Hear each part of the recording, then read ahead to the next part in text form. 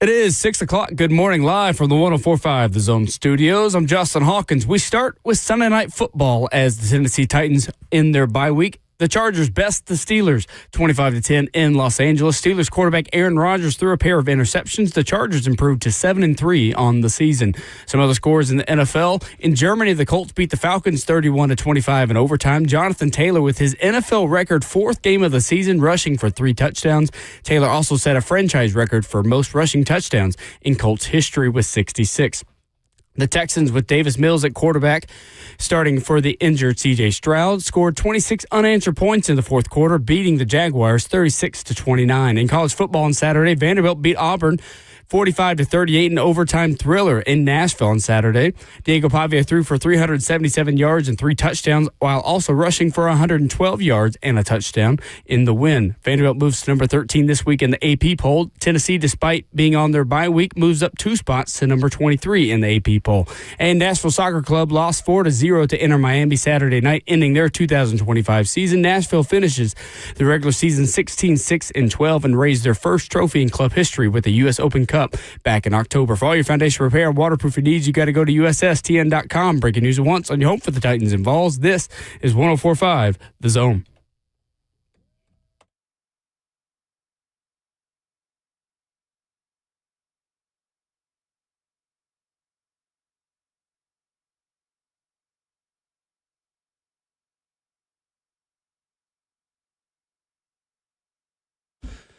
Away we go. Kick it off a Monday morning and a brand new week. Ramon and Will, fueled by Scooter's Coffee, live on 104.5 The Zone and streaming live on 104.5 The Zone TV, Facebook Live, YouTube, Twitter, or Twitch. Scooter's Coffee is locally owned near you in Rivergate, Smyrna, Brentwood, White House, or Mount Juliet. Amazing people, amazing drinks, amazingly fast. We got a lot to talk about. We got 4 hours to do it. An NFL Week 10 reaction. The Colts and Falcons in Germany. The Texans and Jags played a wild one. There wasn't much of a football game last night to talk about, but we'll spend some time on that as well. Stephen Godfrey talks college football at 7:20. I think the Titans are trying to hire Mike Vrabel again, and I'll explain what I mean coming up in the third hour. Plus, Easton Freeze talks Titans at 9:20 this morning. 615-737-1045 is our number. I am flying solo in this room today. Ramon Foster is out. It was a bye week. Ramon Foster is a very important member of the Pittsburgh Steelers alumni. He was down in Mexico City hosting a watch party. That was a watch party caliber game, unfortunately, at least beforehand, between the Steelers and the Chargers. So he is out today, meaning that they have decided to let me host this show, just me and Justin Hawkins this morning. Bold, one might say. I have never done this before for more than an hour. Luckily, the good news is that, in a way, if I'm not good at this, it will still be entertaining. Maybe not to me, definitely to you, hopefully to our bosses. Justin, good morning. How are we doing? Good morning. I don't know how this is going to go. I think it's going to go fine. It very well may be entertaining for me as well. Yeah, okay. All right, well. But I'm here for it. That works. How was your weekend? It was good. It was restful. Thank goodness. Stress-free football. Yes. Absolutely right. It was. I actually overslept my alarm to watch the Colts and the Falcons first half. Went back, obviously, got up to date. But a day full of football. I was able to hear the words 7 hours of red zone football yesterday from Scott Hansen, which was a good thing. It was a good Sunday. Yeah, very well. Off day for you as well, obviously, since you are in mission control for Titans Radio. Yes, it was very nice. Just like you. Slept through the alarms, was nice, feel nice and rested this week. So let's get it. Now, I do have a question for you. What's that? What is too early to decorate for Christmas? Now. Okay, so now is too early for me too, and that is what we have started. Okay. Yeah. I'm sorry. But when the pregnant wife says, hey, let's decorate for Christmas, because supposedly the scientific facts are that if you decorate for Christmas, it will make you happier. It's a scientific fact that if you have Christmas around you, it will make you happier. And I said, okay, if that's what you think, then we will start. So we started. Okay. What is all involved in Christmas decorations for you? Like just a tree? Is there more? No, we have more. Okay. So we have a tree. We have everything. We haven't decorated the tree, but we have the tree. We have our mantle is decorated. We have our TV stands decorated. Some shelves that are decorated. Okay. We have not started on the outside yet. I refuse to do that. See, yeah, that does not happen. Listen, as a single guy living alone for years now, I've never even had a Christmas tree myself. What? No, never have. Oh, that's blasphemy. I know. That will happen this year, but I'm not the best person to ask because I'm weird. So when are you a real tree or artificial tree? Artificial all the way. Yeah, that's what it doesn't really move the needle much for me. I love Christmas, but moving the needles. If you have a real tree, they will. The needles will fall everywhere. Well, that's fair. Maybe that is something a lot of you were doing during the Titans bye week, which went very well for the Titans, by the way. We'll talk about that coming up in the show as well. Brian on YouTube says, my wife decorated the day after Halloween. Okay. That's too much. Meanwhile, another commenter says, OMG, Will, so sad. LOL. I don't know if that means that he's sad that I'm here alone or that I'd never have had a Christmas tree before. Either answer is acceptable this morning. 615-737-1045 if you do want to join me, if you are entertained or aren't entertained. But what we've got to discuss this morning, we take your thoughts there on the phone lines. We take your thoughts as well in the F and Beg chat, Facebook Live, YouTube, Twitter, or Twitch. With all of the things in the football world that happened over this weekend, we begin on West End. Diego Pavia and Vanderbilt. 45-38 over Auburn. This game took overtime. This game was entertaining for 4 quarters. This game included Auburn realizing that it is allowed to throw the forward pass and do so successfully. Ashton Daniels made it a 38-38 game, one of the best catches in college football this year, besides obviously the one that happened at Indiana for Omar Cooper in their survival against Penn State. Cam Coleman with a one-handed catch. There was a 2-point conversion. With 5:27 left, this was a tied-up ball game. We talked about this during last week's shows, that when you have not been a favorite, when you have not been the team that as a program has played competitive, I'm expected to win this. This game has playoff implications football in November. It's hard to really simulate that. And there is a pressure involved with playing football this time of year with playoff implications. If you want a best example of it, go watch Tennessee in 2022 at South Carolina.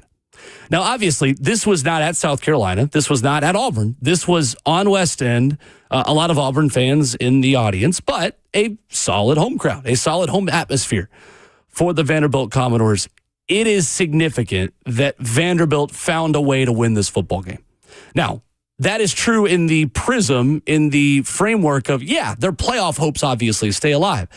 I don't want to always view college football in the frame of the college football playoff because this sport doesn't need postseason implications to have meaningful games and to have good theater and to have entertainment. And this was a game where Vanderbilt proved it can win in a different way. Vanderbilt's defense has some issues right now, and some issues that have not popped up at the beginning of the season. Auburn had not scored more than 17 points in 5 SEC games and were held to a season-low 3 points in last week's loss to Kentucky. They finished with 544 yards of offense, and Vanderbilt won the football game. If you had told me before the game that Auburn was going to have 544 yards of offense, I would have been pretty confident that the Tigers had pulled off the upset. The way that defense has played this season, the way that Vanderbilt has at times struggled to be a dynamic passing attack against good defenses, I would have thought, all right, well, there you go. There's playoff chances gone for the Vanderbilt Commodores. That's not what happened. TJ Durkin admitted it after the game. Vanderbilt going to tempo in the second half was a wrinkle that they were not prepared well enough for. TJ Durkin after the game said, we didn't respond well. Said making an offensive change, going up tempo like they did trying to rally at Texas last week. This might be something that works so well for Jerry Kill, Tim Beck, and Clark Lee that this is a change of pace system that Vanderbilt can run this tempo in the first half. I think at this point, they don't even have to wait until the game kind of gets away from them a little bit. That is really significant. Vanderbilt last season, we talk about this a lot, with Diego Pavia in 2024, and with the weapons that he had around him, had a very specific way of winning football games. Opportunistic defense, force some turnovers, and hold the football as long as you can. Winning with time of possession, playing defense with your offense. It is significant that Vanderbilt didn't have to do that on Saturday and beat an SEC team. And I don't want to hear any of the, but it's only Auburn. It's only Auburn. Auburn's not very good. Auburn is this and that. Auburn finally had a little bit of confidence, a little bit of momentum, and still has a really talented football team. That is what a lot of us expected Auburn to look like all season.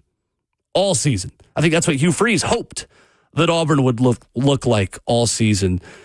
I think it is a big deal that Vanderbilt was able to pull that out and do so in Plan B in a different way. Now, we're going to go over later in the show all of the help that Vanderbilt needs to make the college football playoff.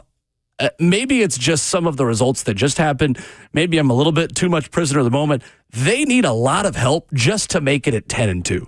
Like, there's this idea out there that any 10-win SEC team is just snap a finger automatically in the college football playoff. That is not true. The way the Big 12 is probably going to get 2 teams in, the way the ACC is probably going to steal a spot from outside the top 12. If things trend in the direction they're trending right now, maybe Georgia Tech ends up running the table and getting in there. The way that you've got a bunch of one-loss SEC teams and undefeated SEC teams that can still afford a loss and still get in at the top this season, Vanderbilt needs a lot of help. They need to still take care of business against Kentucky and against Tennessee to make the college football playoff. But, again, I'm not going to view Vanderbilt's success only within the context of the playoff. That is a program win for Vanderbilt. That is a we can win in a different way game for Vanderbilt. And I thought that was a big deal on Saturday afternoon. Yeah, they almost seemed like they didn't have an answer for Ashton Daniels, who really just unlocked an Auburn offense that was not there with Jackson Arnold. There was a totally different two-dimensional way where, he rushed for 89 yards, 2 touchdowns, as well as throwing for 350 yards. But for Vanderbilt, it really is going to come down to, it makes it very interesting for this last game of the season against Tennessee. But like you said, you can't view it on the success of what the playoff is, because this season is already kind of in just no man's land of nobody thought that Vanderbilt would be here. Yeah, we're going to do the playoff math later in the show. Stick around for that at 9 o'clock this morning. If Vanderbilt wins out, they still need multiple teams to lose in front of them to make the college football playoff. Who will be favored in those games? And that starts with Notre Dame this weekend. If you are a Vanderbilt fan, you are all in on the Pitt Panthers. College game day going to be in Pittsburgh this weekend in the artist formerly known as Heinz Field. But this idea that Vandy at 10-2 is just automatically in, no. They need a lot of help. And at this point, Vanderbilt is very much on the outside looking in. All that being said, very good win on Saturday in West End. Let's go to the phones. Chase up first, 615-737-1045. What's up, Chase? Oh, nothing. I was just wanting to call and talk about too early for Christmas. Hit me. Man, the only thing acceptable this time of year is Christmas tree cakes. Christmas tree cakes. It's too early. It's too early to be setting up Christmas stuff. You can't skip Fat Man holiday. When will you start, Chase? Oh, right after Thanksgiving. Yeah, it's the way to do it. It's the way to do it. Thank you, Chase. Appreciate the call. That's what it used to be for me. It's what it should be. Until my wife. Very I'm much not going to blame her, but I'm going to blame her. Streaming live at 1045 The Zone TV, Facebook Live, YouTube, Twitter, or Twitch. Live from the 1045 The Zone Circus Sports Studio. Kentucky's largest sports book can now be found at Circus Sports at Kentucky Downs. 2 of the best games of the NFL weekend were played in the AFC South. We'll react to the headlines from the NFL weekend. Colts and Falcons, Texans and Jags, and whatever the heck happened as a Big Ten football game broke out on Sunday Night Football. Coming up next.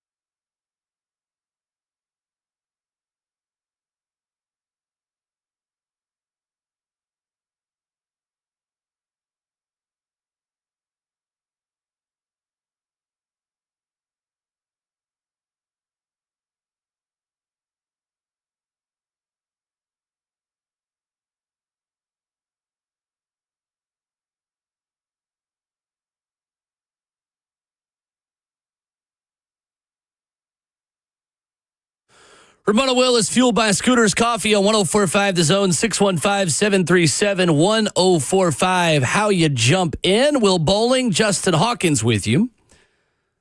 Streaming live on 104.5 The Zone TV, Facebook Live, YouTube, Twitter, or Twitch. Scooters Coffee is just the best way to start your week, start your morning. If you need breakfast, they've got hot and fresh breakfast for you.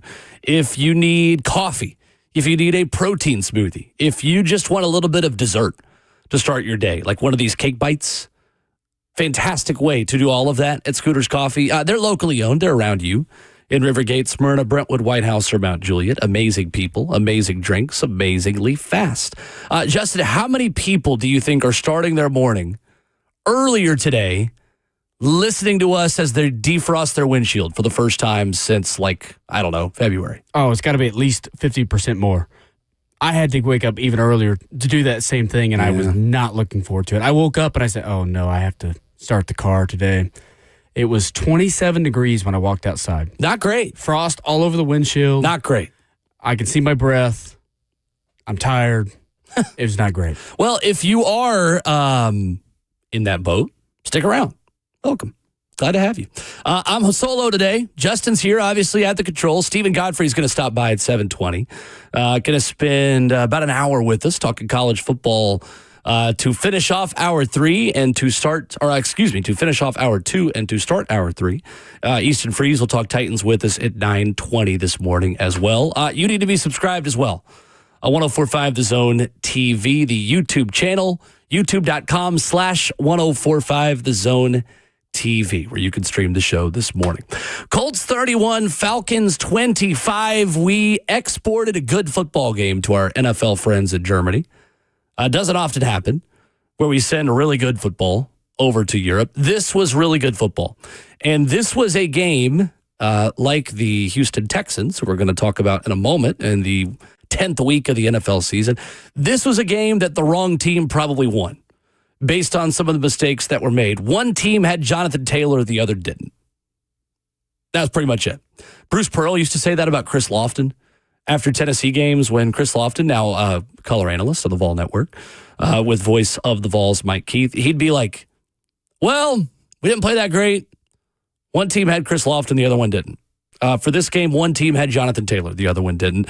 I'll be honest with you, when I was at Indy a few weeks ago and Jonathan Taylor was running over the Titans, and the Colts fans in Lucas Oil Stadium were starting an MVP chant, I'm going to raise my hand and be honest with you. I laughed out loud. I did. I legitimately laughed out loud. Like, what do you mean? What do you mean Jonathan Taylor for MVP? It's not going to happen.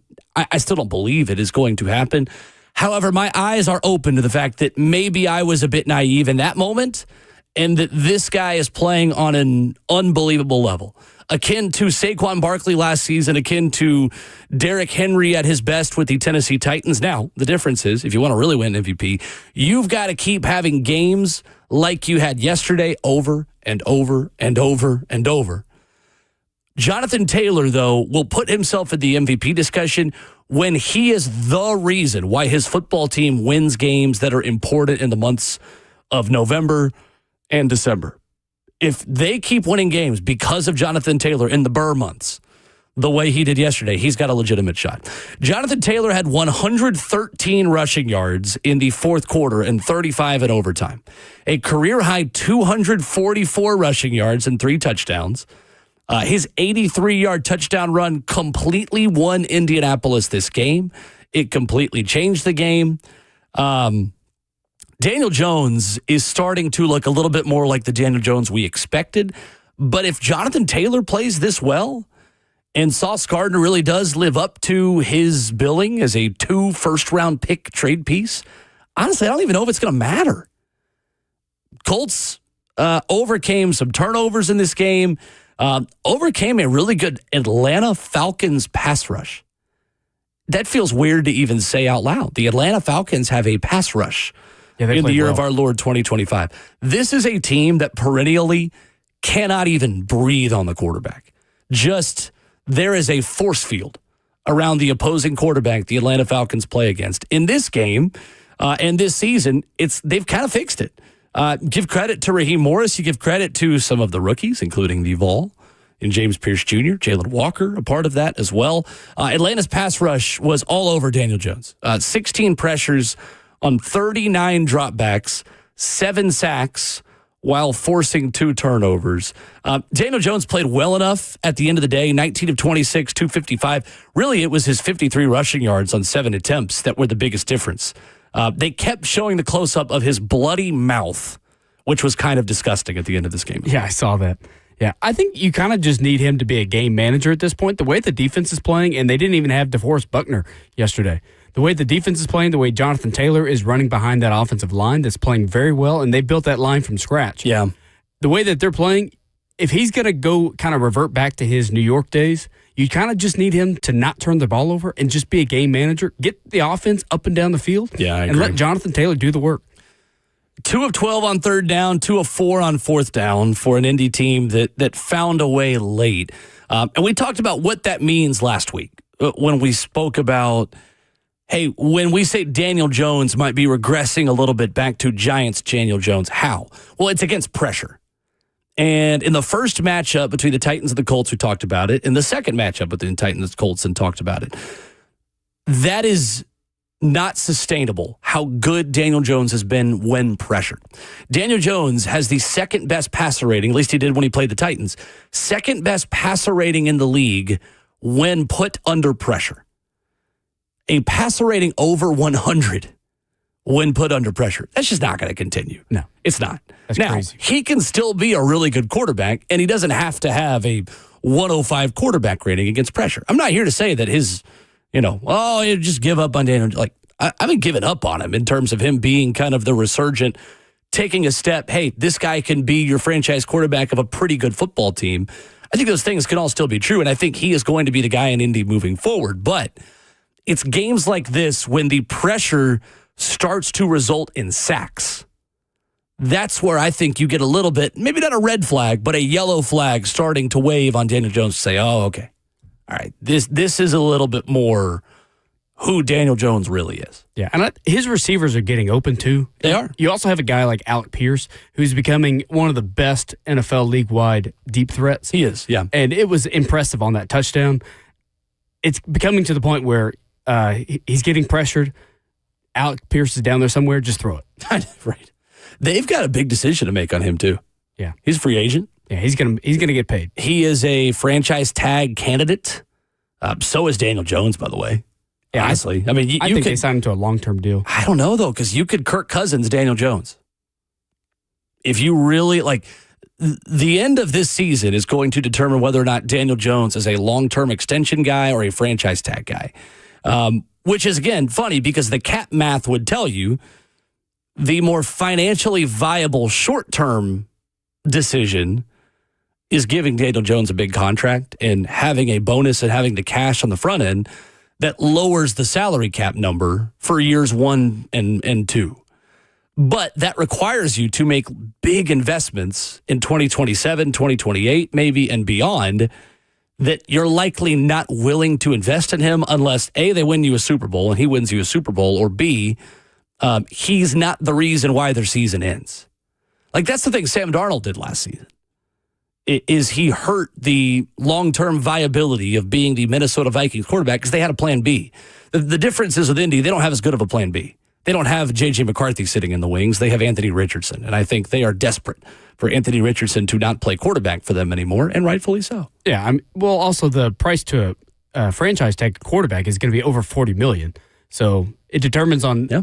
Do you want to pay a smaller price, probably around $15 to $20 million for a wide receiver like Alec Pierce, or do you want to pay more like $40+ million for a quarterback, or you can just go ahead and get them locked into a long-term deal, like you said, where you can finagle that cap space to where it's lower here, lower there, higher in years 3 and 4. Yeah. You can move it and manipulate it as much as you want to, but that's a lot of cap space just for a quarterback or for a receiver when you should probably lock your quarterback in and stop going through the wormhole of Anthony Richardson, for example. We'll see. They got a big call to make. The worst place to be in the NFL in terms of your quarterback is purgatory, and we will see if Daniel Jones is good enough to avoid it. I think he probably is. I think he's going to probably be fine, but I don't know. He's starting to get hit a lot more. Yeah. Speaking of fine getting hit, What do you think of Michael Penix Jr. and his play? It's been one of the most inconsistent quarterbacks this season so far. He has a good game, he has bad games. Kind of like Tua. I'm a little worried about Penix. Yeah. Stephen Godfrey, a noted Falcons fan, long-suffering Falcons fan, will be in studio in the next hour. We'll ask him about his feelings on it as an emotional Falcons fan. Yeah, but 43% completion percentage yesterday, 12 of 28 for 177. And you have Drake London on your team? Ugh. It's kind of not great. It's the Drake London show and nobody else. I mean, maybe the occasional Bijan. Kyle Pitts is playing pretty well, and Bijan is, Bijan's terrific. Darnell Mooney's not really doing anything. Yeah, 12 of 28, 177. Falcons ran the ball yesterday. Ran for 140, 4.8 yards per carry. Drake London was all over Sauce Gardner, who just like bowed down at his feet on that 2-point conversion to tie it late, get him back in the game late. But yeah, a little worried about Penix. One other note on this game before we move on to Texans-Jags. Adam Amin and Kurt Warner was a fantastic broadcast booth. Fantastic broadcast booth. I watch a lot of football with the sound off on Sundays when I'm in the Titans radio booth for home games. Obviously, for road games, when I'm on the field, I'm not watching anything because I'm watching the Titans and I've, reporting on what's in front of me. But in the booth for home games, I watch a lot of Red Zone or watch a lot of football with the sound off. I enjoyed getting to hear some of my favorite broadcasters yesterday. And yes, I know I'm a broadcast nerd. That is fine. That's literally what I get paid to do. You're allowed. Yeah, that's fair. But that is one of my most underrated favorite booths. I don't think those two get to work together a ton, obviously, because Mark Sanchez has been Adam Amin's analyst for a couple of years now.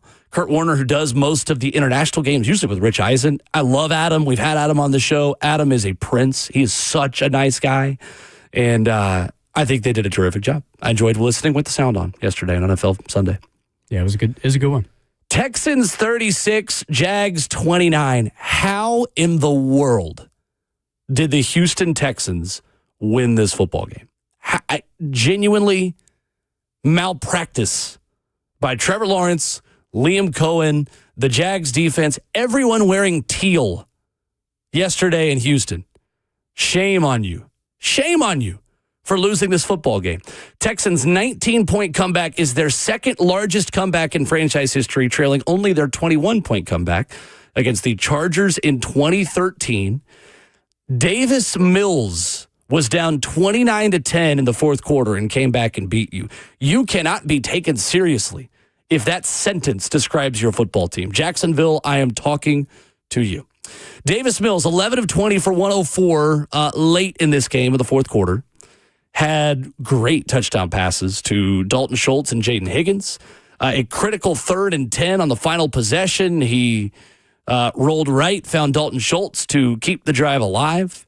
The Jags defense spent nearly 11 of the final 15 minutes on the field, and you could tell late in the game.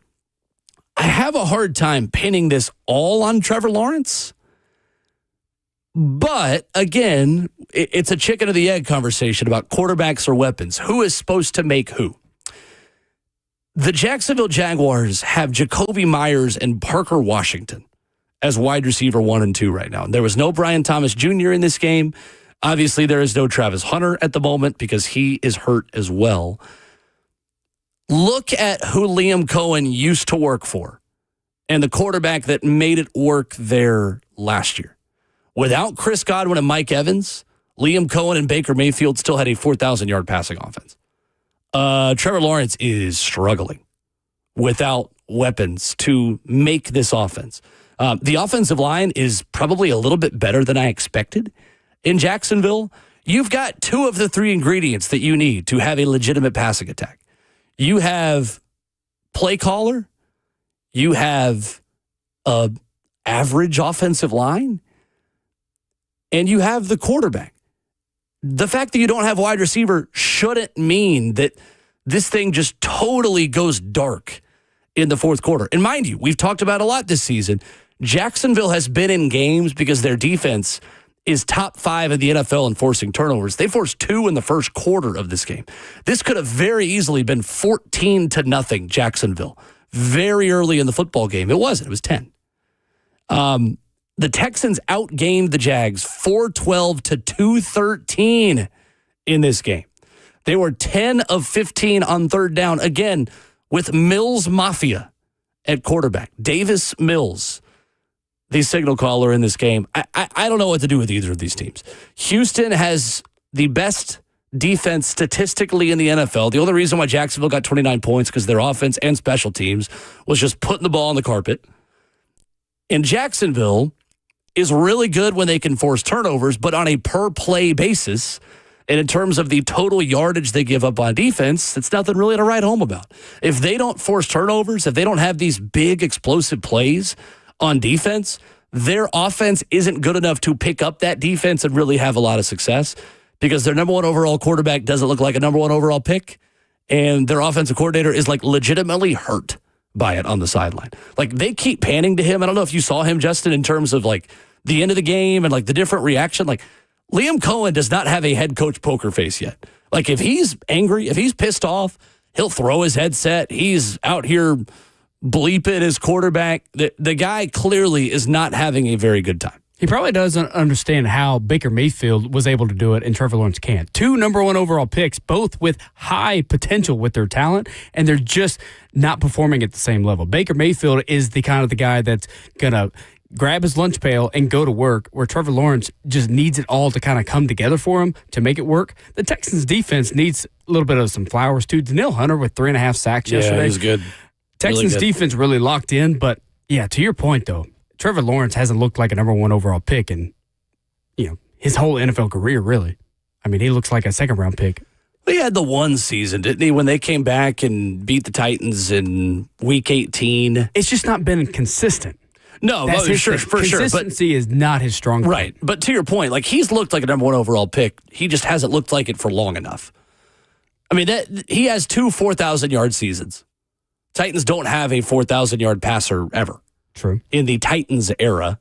I mean, that 2022 season, after he was rid of the Urban Meyer stink, when he had 4,100 yards, 25 touchdowns, 8 picks, right, with Doug Peterson. Yeah, he took a turn. He only took 27 sacks that year. He's taken 26 sacks this year. Difference is, I don't think it's as much on the O-line this year. I just think he is struggling. He's got only 10 touchdowns to 7 picks. Quarterback rating 79.3, which is way below all 3 of his non-Urban Meyer years, because I don't even really think you could count the Urban Meyer year for him in 2021. So like, bad. Urban Meyer is one of the worst NFL coaches of all time, and you kind of just got to throw that out the window. But, boy, it's interesting. I mean, it's the funny thing is he's got 3 game-winning drives this season, which is already a single-season career high, and statistically, it's his worst season since his rookie year. Yeah. He just doesn't seem to be seeing the field as well. No. And his receivers, the chemistry's not there. Of course, you bring in Jacoby Myers, who's just traded from the Raiders. Just doesn't seem to have that chemistry. Christian Kirk is still on IR, if I'm not mistaken. Plus, you got Brian Thomas Jr. out. Right. And you missed last year's target with Evan Ingram, who was a big target in the red zone for Trevor Lawrence. And so just a lot of inconsistency this year. I do like Parker Washington, to be fair. Yeah. But not as a wide receiver 1. He's a good 3. Exactly. 615-737-1045. Flying solo, Will Bowling, Justin Hawkins with you this morning. And streaming live at 1045 The Zone TV, Facebook Live, YouTube, Twitter, and Twitch. Coming up, a game of Big Ten football broke out last night in SoFi Stadium. I mean, it is Big Ten country, to be fair.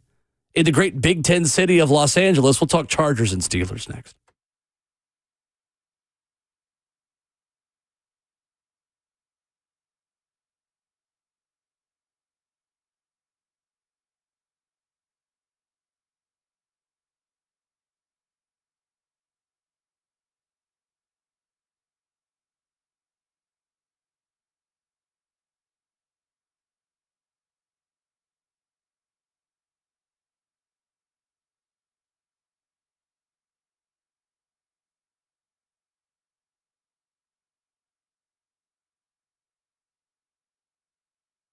Hey, it's Will Bowling. I want to tell you about my friends at Brentwood Hearing Center who are going to help you out during the holiday season. Listen, we're going to be in crowded rooms over the next couple of months. Thanksgiving coming up, Christmas right around the corner. Whatever your holiday season looks like, wherever you're traveling or whoever is traveling to you, Brentwood Hearing Center can make sure you are hearing clearly in those crowded room conversations. Maybe you're thinking about yourself. Maybe you're thinking about that one family member who just isn't hearing as well as they used to. They're constantly having to repeat themselves. You're having trouble hearing when you got all these different conversations going on. One side of the table is talking about one thing, the other's talking about another. Well, Brentwood Hearing Center can help with that. If you're having difficulty hearing when there's background noise, give Brentwood Hearing Center a call, 615-377-0420. Their goal, get you off the sidelines and back in the game. Schedule an appointment with one of their doctors of audiology who's going to make sure you are getting the right hearing device technology, the most advanced technology on the market to address your hearing needs or your family members' hearing needs. You can visit them online at BrentwoodHearingCenter.com, conveniently located right off the Brentwood Old Hickory exit on I-65, 615-377-0420. That's Brentwood Hearing Center. Better hearing, better life.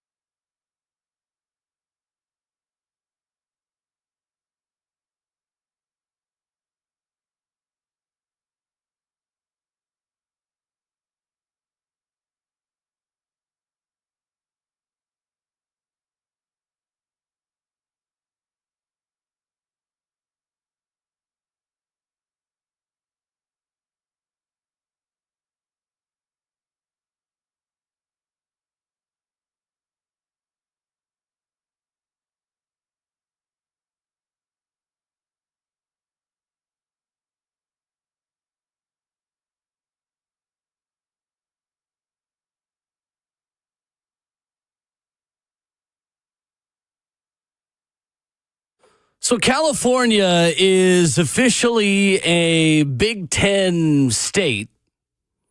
Has been for a little bit. They've embraced Big Ten football so much on the West Coast. They even played it on a Sunday yesterday.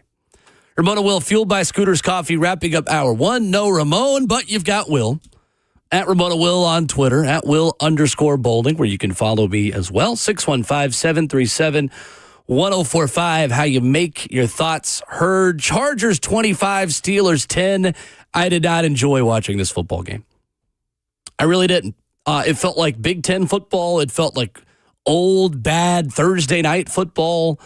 And sometimes you get caught between, is this game good with good defense and bad offense?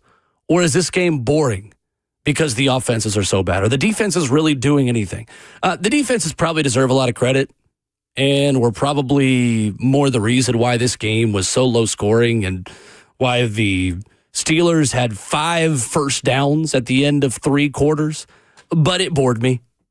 I'm not going to lie to you. This is the kind of game I think about when I am in the middle of the doldrums of the summer, Justin. And it's like July 10th. And July 4th has happened, and we're fiending for football. Training camp hasn't started yet. And I'm thinking to myself, man, I'd do anything for a bad primetime game. A game that I'd usually turn off during the season. And then you actually watch the game, and it's like, nah, there's enough good stuff on Netflix. I kind of really don't want to watch this. I did watch it. I stuck it through. The Chargers defense has now allowed fewer than 250 yards for 3 straight games. That is tied for the longest streak since 2019. Aaron Rodgers really struggled. He is now 0-5 against Jim Harbaugh in his career, which is funny to me. 16 of 31, 161, 2 picks, a 50.6 quarterback rating. Objects in the mirror are closer than they appear, Pittsburgh. They are 5-4. The Ravens are 4-5 after beating the Minnesota Vikings against pressure.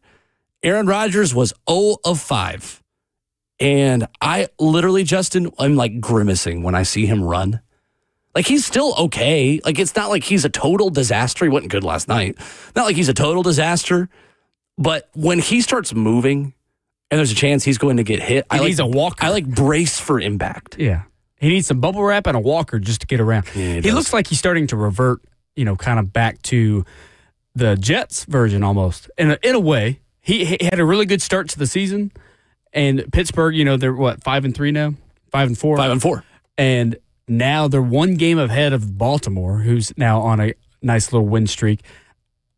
I don't know if I trust Aaron Rodgers right now. He just doesn't look good. He doesn't look comfortable in the pocket. Behind that line, I definitely don't trust him. Right now, the good thing the Steelers have is the defense. What are you asking Aaron Rodgers to do, though, is the follow-up question. Like, what do you not trust him to do? Get them to the playoffs, get them to the division, get them to a Super Bowl. Like, where's the line for what you don't trust Aaron Rodgers right now? I don't even trust him to lead a sustainable drive. Well, it's very inconsistent because when that line and when they get pressure, he breaks down as well. Yeah, and he might as well just fall down to the ground like he used to do to preserve his body. It's interesting because Pittsburgh. I don't know if I trust him to go to the playoffs either at this point, because if they make the playoffs, defense wins championships. That's what they say, right? You have a championship caliber defense. Oh, I don't think so. You don't? I think that's the difference. I don't think they have a championship caliber defense. Have you seen that secondary? Yes, but I know they're banged up. Their front seven is phenomenal. Right now, it doesn't matter. They are 32nd against the pass in the NFL, Pittsburgh, defensively. So that's what we talked about last week. And what I was just getting ready to say is that they are the same team record-wise with a very different formula to get there.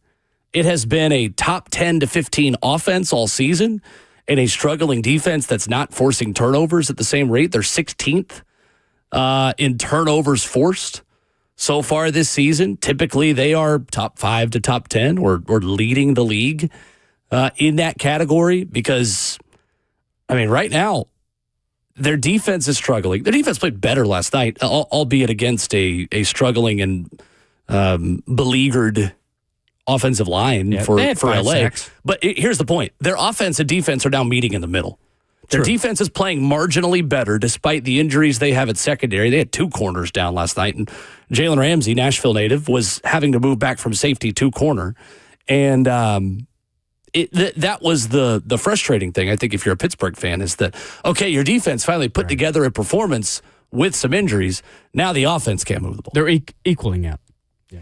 Chad is in Hendersonville, 615-737-1045. Good morning, Chad. Morning. You know, where this entire Titans future potentially is headed, and basically talk radio for the next year has this thing as it evolves, is the number 1 pick. And if they have the number 1 pick next year, the Indiana quarterback Mendoza right now is separating himself and looks like the clear-cut number 1 quarterback. Yep. And not only just the number 1 quarterback, it looks like Drake May now. It looks like Joe Burrow. I mean, you're talking about a 6'5" absolute stud that's going to check every box as far as the combine and prospect list. The entire Titans' future is going to be how they handle this next draft, because what the biggest mistakes through history and general managers and football personnel guys are, they don't like to admit they make a mistake because they're scrutinized so much. If the Titans cannot figure out, now the Cardinals drafted Josh Rosen, came back 2 years later, had the number 1 pick, and took Kyle Murray, both top 5 picks, I think top 10 picks. If they can't realize that they're sitting on a potential, these quarterbacks, you get a guy like a Burrow or a Drake May, it changes the entire thing.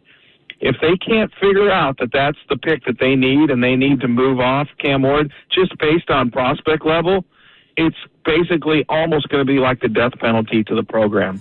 If they can figure out that Mendoza is the pick, and they're going into a new stadium with potentially a future potential top 3 quarterback, the entire energy, the entire thing changed. It's that simple. And this isn't 51-49. This is 100%.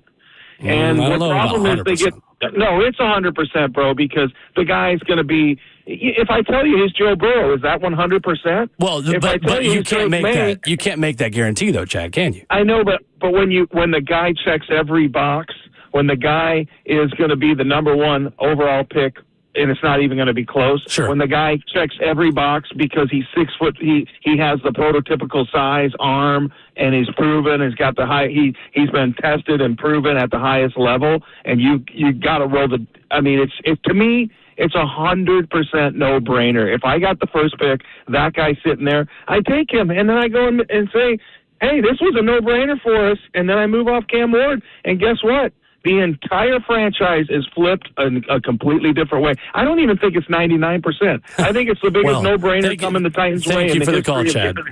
I don't mean to cut you off. I don't want to cut you off, but we do have to move on because we got to get to a break. But there is no such thing as a 100% decision in this league. Ever. But luckily for Chad, luckily for the audience, Chad must have access to our Google Doc because we were about to have this exact conversation. So let's do that coming up next. The Titans got a lot of help yesterday for the number 1 overall pick and have a big decision coming up because of what happened in Big Ten country, like for real, at Penn State over the weekend. We'll talk about it next.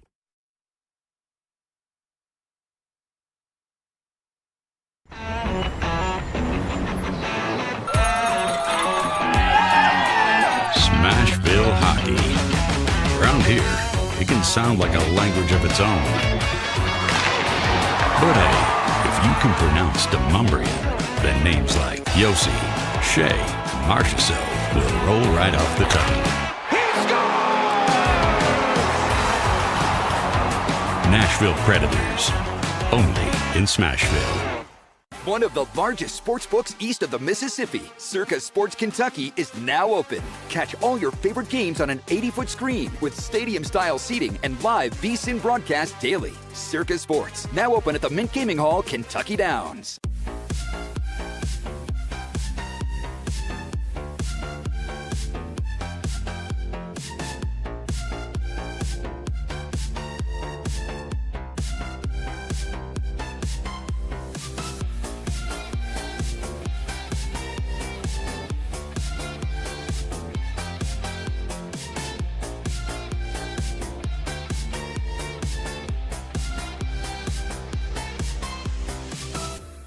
My dad and I used to golf together all the time, but when he hurt his back, it was over. To have your son want to spend time with you is amazing. That's why my chronic back pain has been so heartbreaking. Surgery, fused bones, long recovery. No way, not for me.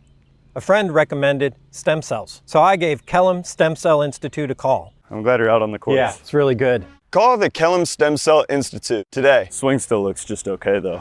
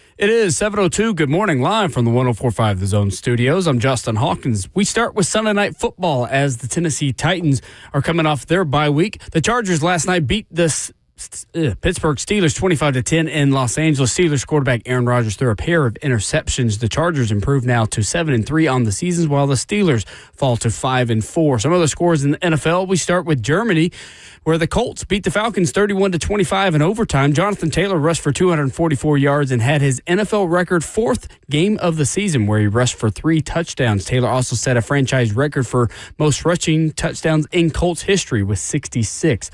The Texans, with Davis Mills at quarterback in place of injured quarterback C.J. Stroud, scored 26 unanswered points in the fourth quarter, beating the Jaguars 36-29. In college football, Vanderbilt beat Auburn 45-38 in an overtime thriller in Nashville on Saturday. Diego Pavia threw for 377 yards and 3 touchdowns while also rushing for 112 yards and a touchdown. Vanderbilt moves to number 13 this week in the AP poll, up from number 16. Tennessee moves up 2 spots to number 23 despite being on their bye week. And Nashville Soccer Club lost 4-0 to Inter Miami Saturday night, cutting their postseason short. For all your foundation repair and waterproofing needs, you got to go to USSTN.com. Breaking news at once on your home for the Titans and Vols. This is 104.5 The Zone.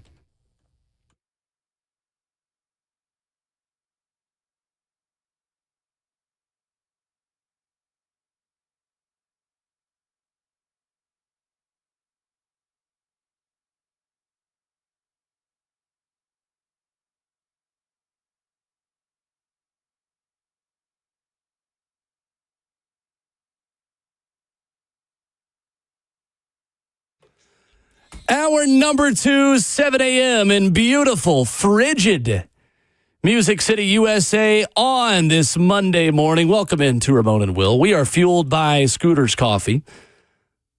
Locally owned near you in Rivergate, Smyrna, Brentwood, White House, or Mount Juliet. Amazing people, amazing drinks, amazingly fast. I am the only person in this room this morning. Rhett Bryan was in here saying good morning in the break. But today, I am flying solo in this room. Justin Hawkins separated by the glass, hitting all the right buttons. 615-737-1045. We've got a ton of time for your reaction, for your calls, for your comments in the Evan and Beg chat on Facebook Live, YouTube, Twitter, or Twitch. You can stream the show. Ramon will be back with us tomorrow. Stephen Godfrey will be back with us in 15 minutes. There is a lot to talk about in the college football world. We will spend a ton of time on Vanderbilt and Auburn, on whatever in the world happened in Lexington between Florida and Kentucky, what Godfrey's hearing about some open jobs, a ton to get into in the college football world. But before the break, Chad in Hendersonville hit us up on the phone lines. He called in and said, the Titans have a 100% choice to make. I guess 100% means it's not really a choice. It just means that the Titans should 100% give up on Cam Ward and draft Fernando Mendoza with the number 1 overall pick.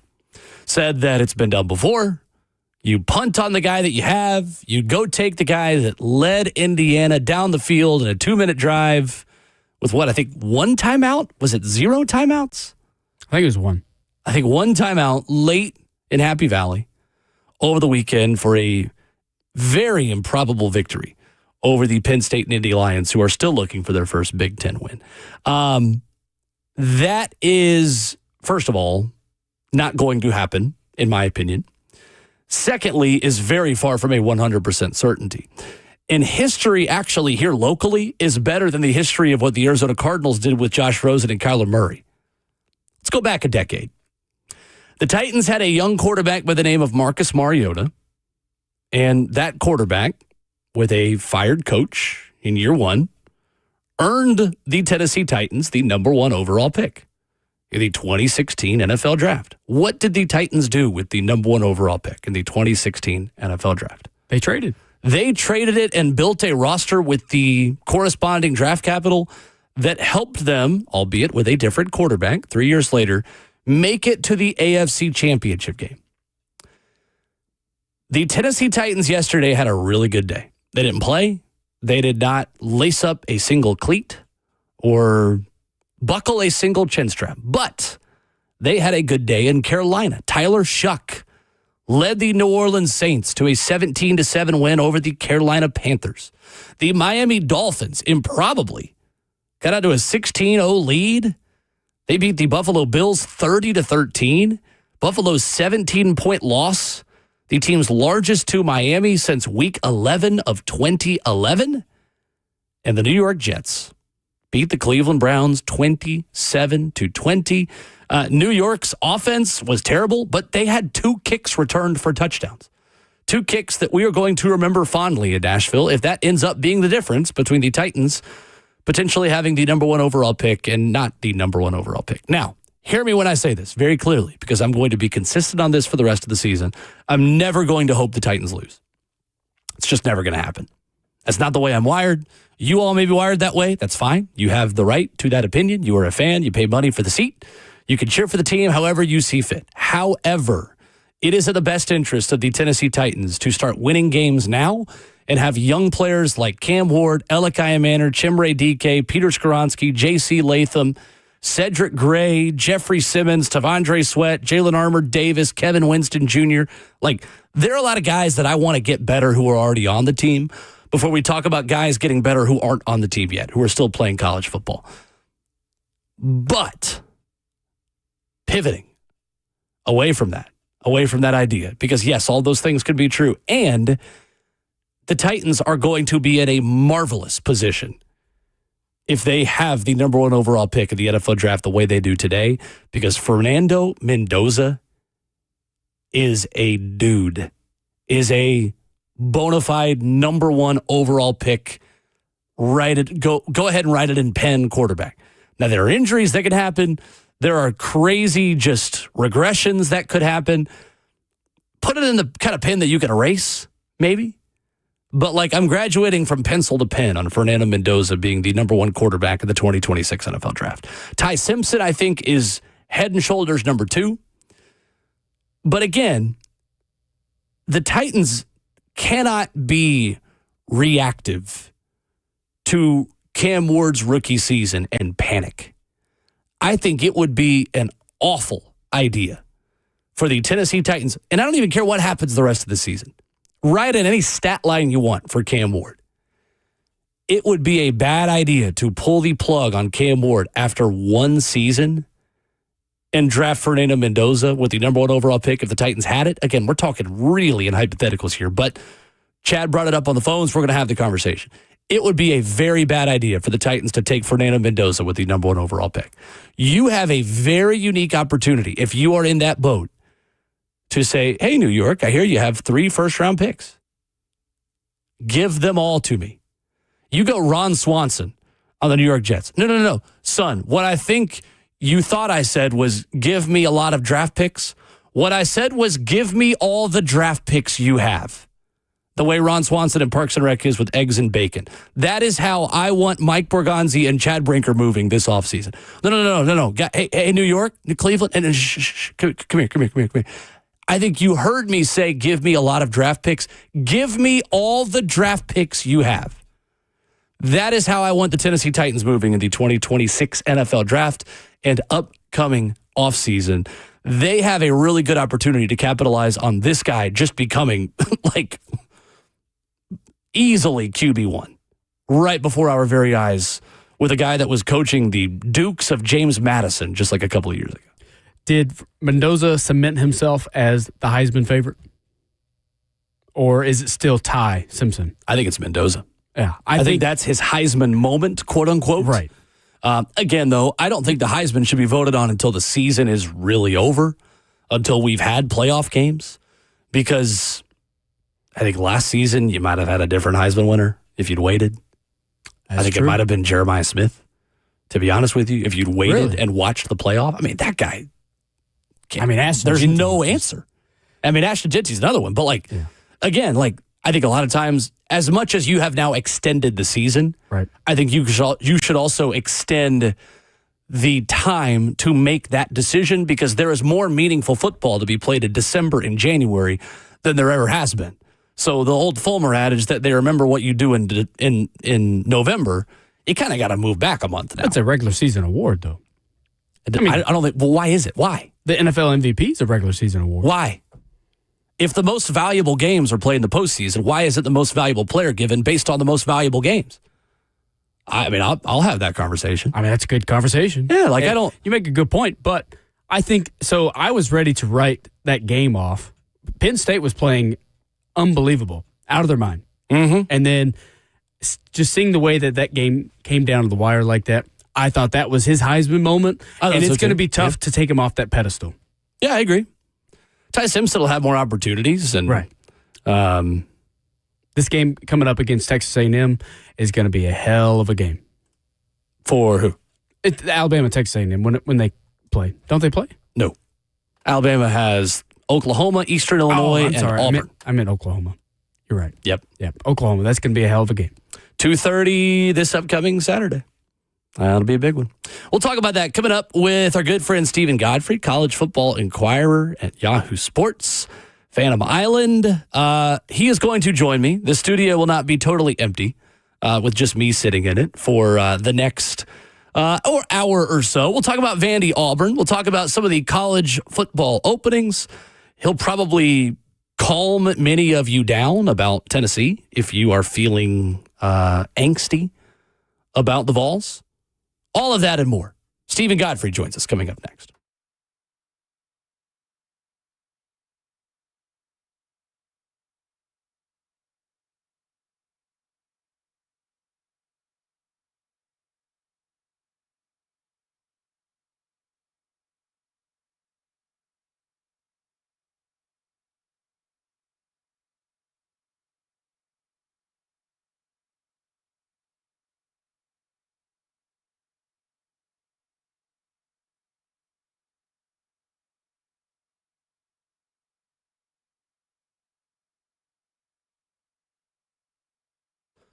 What's up? It's Will Bowling. Do you have a plumbing issue at home, whether it is a leaky faucet, a clogged drain, or a water heater that has gone cold? The plumbing professionals at Lee Company have your back. That water heater that's gone cold, I might have hit home a little bit for you there. Considering when I woke up this morning, the temperature was in the twos. There was a 2 in front of how cold it was, in the 20s. You got to make sure that water is as hot as it can be. And here's the best news. Lee Company is available 24/7. 24/7, year-round. Their licensed technicians at Lee Company can save you time, money, and all the stresses that come with an ill-timed plumbing issue. That's the best news. That when things are ill-timed, when they're open 24/7, Lee Company can be there like that. They can be there to help you. So contact their award-winning team online at leecompany.com. With over 80 years of experience, trust the folks that I trust. Lee Company by heading online to leecompany.com. That's Lee Company, all you need.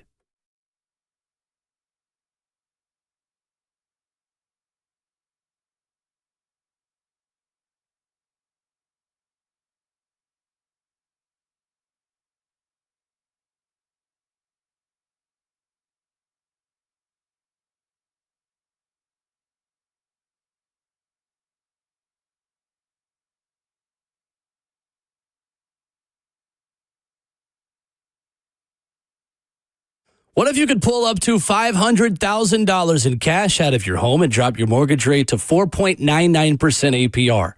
Hey, it's Will Bowling. Right now at Loan Pronto, they've got the lowest rates in 3 years. With Loan Pronto's Rapid Equity Loan, you can get your cash in as little as 3 days, pay off all those high-interest credit cards, and even skip your next 2 house payments. One client just got $300,000 approved in under 24 hours, paid off their debt, paid off 2 car loans, and saved $2,100 a month. One call, life changed. There's no wait, no hard credit pull up front, and you probably won't need an appraisal. Just fast, easy cash from your home's equity. Rates are at a 3-year low, so act now. Call 615-499-5780 or visit loanpronto.com for your free instant home appraisal. See how much cash you can get today. Loan Pronto, A+ rated with the BBB and nearly 2,500 5-star Google reviews. Call 615-499-5780 and see how much cash you can get today. LoanPronto.com. Equal housing lender NMLS 1661781 on approved credit. Visit NMLSconsumeraccess.org.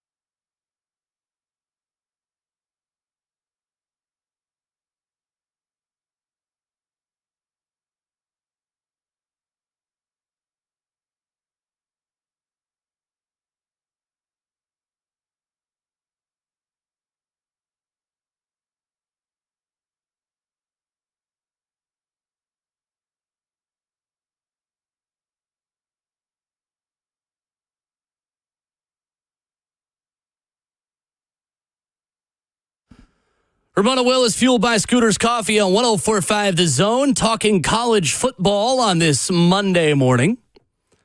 Ramon was at a Steelers event in Mexico City last night, so he is not here and will be back tomorrow. Justin Hawkins is here, keeping us on air, keeping me on air. I'm here flying solo in studio. That is about to change in a matter of seconds. Justin going to head downstairs to let our good friend Stephen Godfrey in the building as we pivot back to Vandy Auburn, to whatever the heck happened at Penn State over the weekend with the quarterback that we just got done talking about. And we remind you in the meantime that this show streams live on the World Wide Web. Facebook Live, YouTube, Twitter, or Twitch. Please download the Ramona Will podcast as well. It helps us. To quote the great Mike Keith, who talks about subscribing to the Tennessee Athletics YouTube channel, it helps our families if you subscribe to Ramona and Will wherever you download podcasts. Facebook Live, YouTube, Twitter, or Twitch, obviously where you stream the show live. Maybe you are listening to the podcast right now, and you are time traveling a little bit because you saw that Stephen Godfrey was on, and you wanted to hear some college football. Godfrey, who joins us from time to time. And while you are on your favorite podcast platform, you get him on the College Football Inquirer, Yahoo Sports, with our good friend Andy Staples, with Ross Dellinger has been on the show as well before, too. A very cerebral look at college football, a very smart way to digest the crazy and stupid sport that we love so much of college football. So Vanderbilt survived a scare from Auburn over the weekend. Cole Kublik put it out there.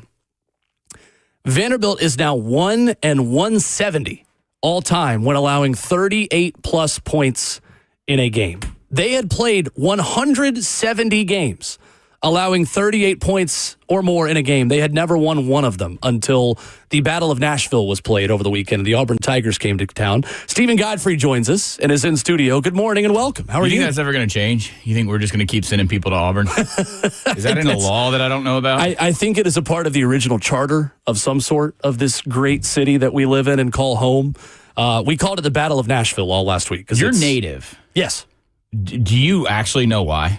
I don't know this is how we want to start the segment. Talk about high school recruiting, but there are so many Auburn graduates in Middle Tennessee. I think, my perspective is going to be skewed on this because of the specific county that I am from and was raised in, because I do think that... You want to shout it out? Yeah, Williamson County. Hey, you. Brentwood, to be specific. When I was at UT, I wouldn't lead with that. Not that I'm not proud of being from Brentwood, but because of others at Tennessee would not be proud that I was from Brentwood. It's like, oh, you're from Nashville? Oh, what part? Oh, Brentwood. Okay. Really? Anyway, yeah. Okay, so when I was a freshman at Ole Miss, everyone I met from Nashville, having never been to Nashville when I'm a freshman at Ole Miss in 1999, they would say it in a really haughty way. Really? Yeah, exactly. And I was trying to avoid I'm from Nashville, but I'm actually from Brentwood. Yes. And now I'm like, you couldn't get me to drive to Brentwood if you paid me $1,000 this morning. Again, I'm proud of it, but there's the connotations of being from there sometimes work against you. So anyway, being from Williamson County, I do think there is an element of like the quaintness of SEC West cities that aren't on most maps. Okay. Being like a downtown Franklin kind of vibe, or a cute little village. Can confirm. Loveliest little village on the plains. They like saying that they're a family when... in reality, that can't be possible with how big the student body is and university is.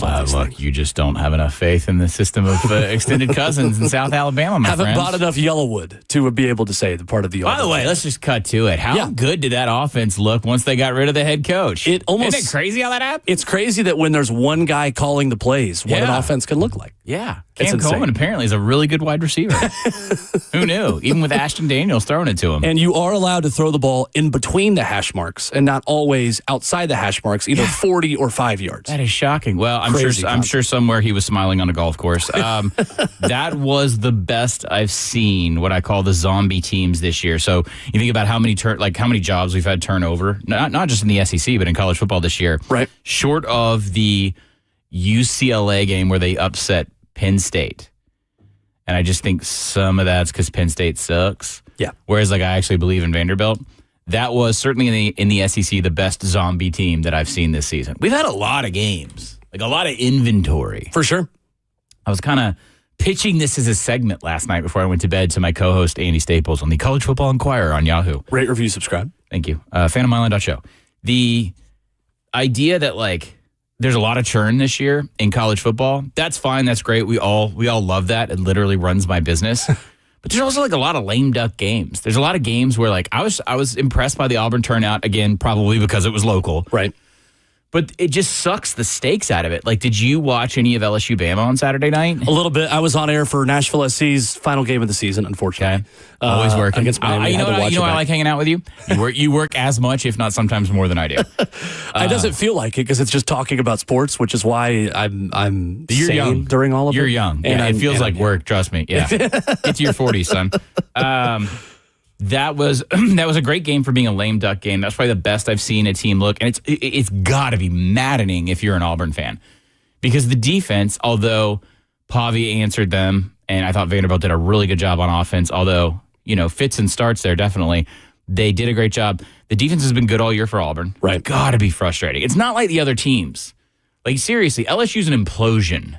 It's bad on both sides. Benching Nussmeier, by the way, that's a choice. Whew. The fact that Nussmeier and Lagway are both sitting on benches watching their football teams finish those games on Saturday. I think one of the most insane. Interesting developments, I hate to put everything in playoff terms, but I feel like we're kind of forced to now. I led the show saying that exact thing about Vandy. All right, okay, yeah.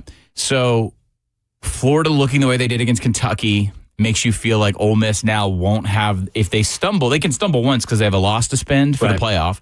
They feel really good going in now because Florida has completely laid down.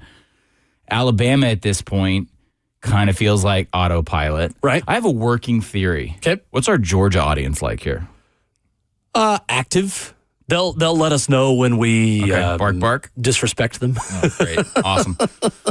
Well, let me see what I can do. No, I was thinking about it this morning because I've got to do a segment today. I was prepping for playoff weekly selection Tuesday nonsense ranking projections. Because we have to look at the sport in the prism of the playoff, which is not the most fun way to look at the sport. And we do fake rankings every week. Exactly. Like we're all hosting WCW Nitro. Great theater. Georgia's in the best spot of the entire deal. Here's why. Here's why. Georgia can win out. If this weekend will probably be their toughest game. Right. I do think they are going to beat Georgia Tech again. And as a native Georgian, I would love to see some variance in that rivalry, but they're going to go into Mercedes-Benz Stadium. They're in the Falcons Stadium for that. This is what I was thinking about this morning. Can you name me the best G5 team in college football? This has a point. I can because I am marrying a JMU grad. Hey! Dog! All right. And Bob Chesney, who is going to mess around and get one of these jobs because of how many jobs there are open, by the way. Okay. One of the handsomest coaches in college football. He's a good-looking guy. The Tony He's not Vitello Bob Diaco good-looking, but he's good-looking. So here's my point. I don't know, man. You're going to put me on a sub-segment of a sub-segment. We'll talk about JMU in a second if you want to. Sure. I think the American's going to cough somebody up this year. Right. Yeah, because USF and Golish is the other one. Well, what's funny is North Texas technically has the path right now because they have one loss. So if North Texas wins out despite losing to USF, they are going to, by the committee, probably get in. The reason why we say probably is if you watch the dumb show that we don't need last Tuesday night, there was no actual ranking. They used Memphis as a placeholder.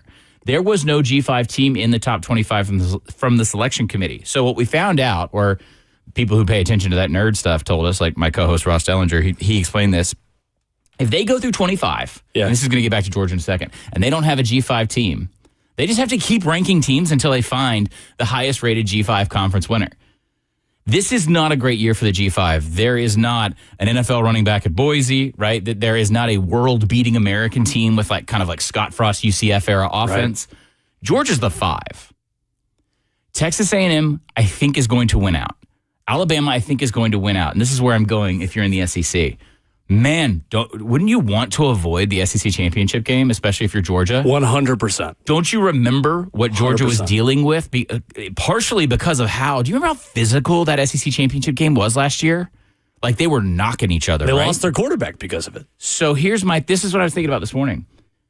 North Texas, Memphis, South Florida, does it really matter with the way that Georgia's defense plays in the second half this year? It's true. Get a home game, take that week off. You're going to get the 12 because you're probably going to be the 5 if you win out. For sure. Now, if you lose to Texas, my empire falls apart here, okay? Right. But you want A&M to win out, and you want Alabama to win out, and then you're the 5. You get a winnable game before you go back to where you were last year into the sort of, at some point you're going to have to see an A&M or an Indiana or maybe it's an Alabama rematch, and that's fine because that's how you win a national title. For sure.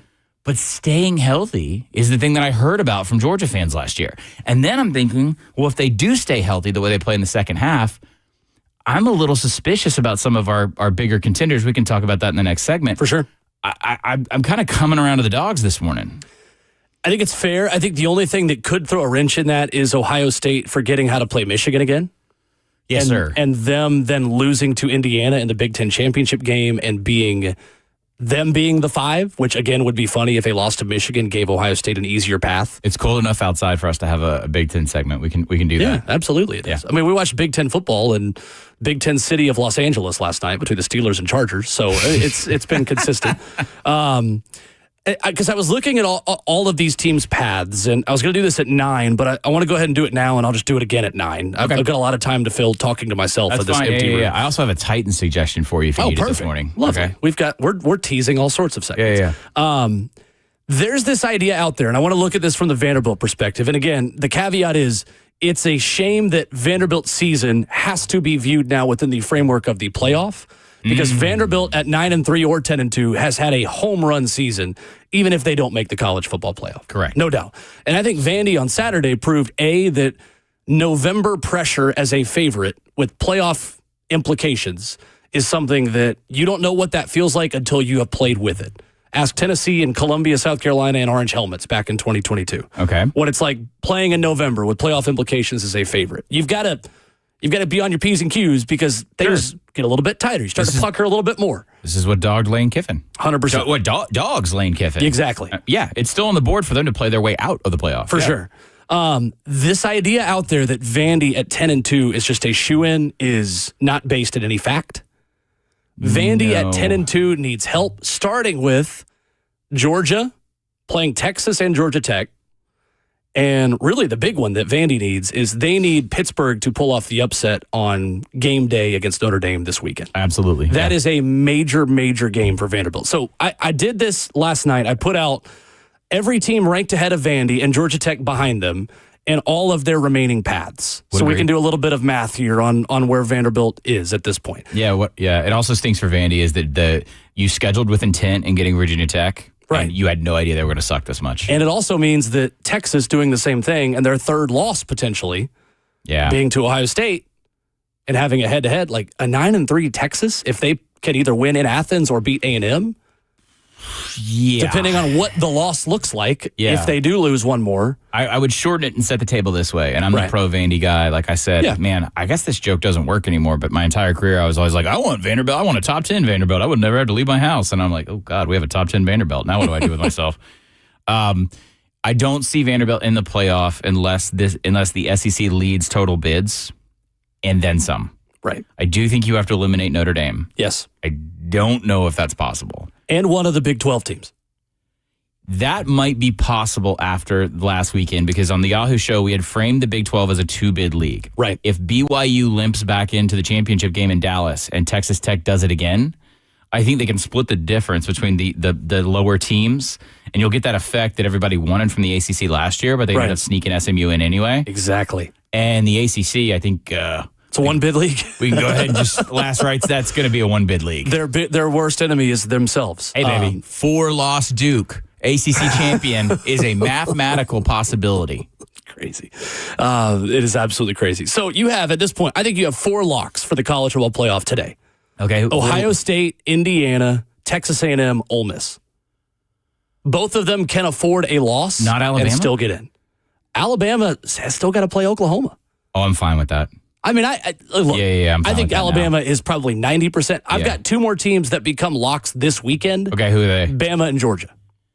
With wins. Because Georgia could then lose to Tech and be fine. Georgia technically has, I just got done kissing their rears, but and I'll be at that game this weekend in Athens. Nice.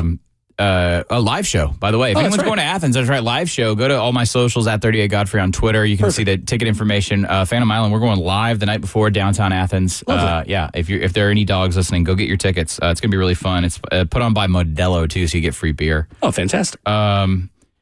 Georgia, for all of the happiness I just gave them, they technically have the hardest path. Yeah. I'm fine with Bama. That Auburn team's not going to win the Iron Bowl.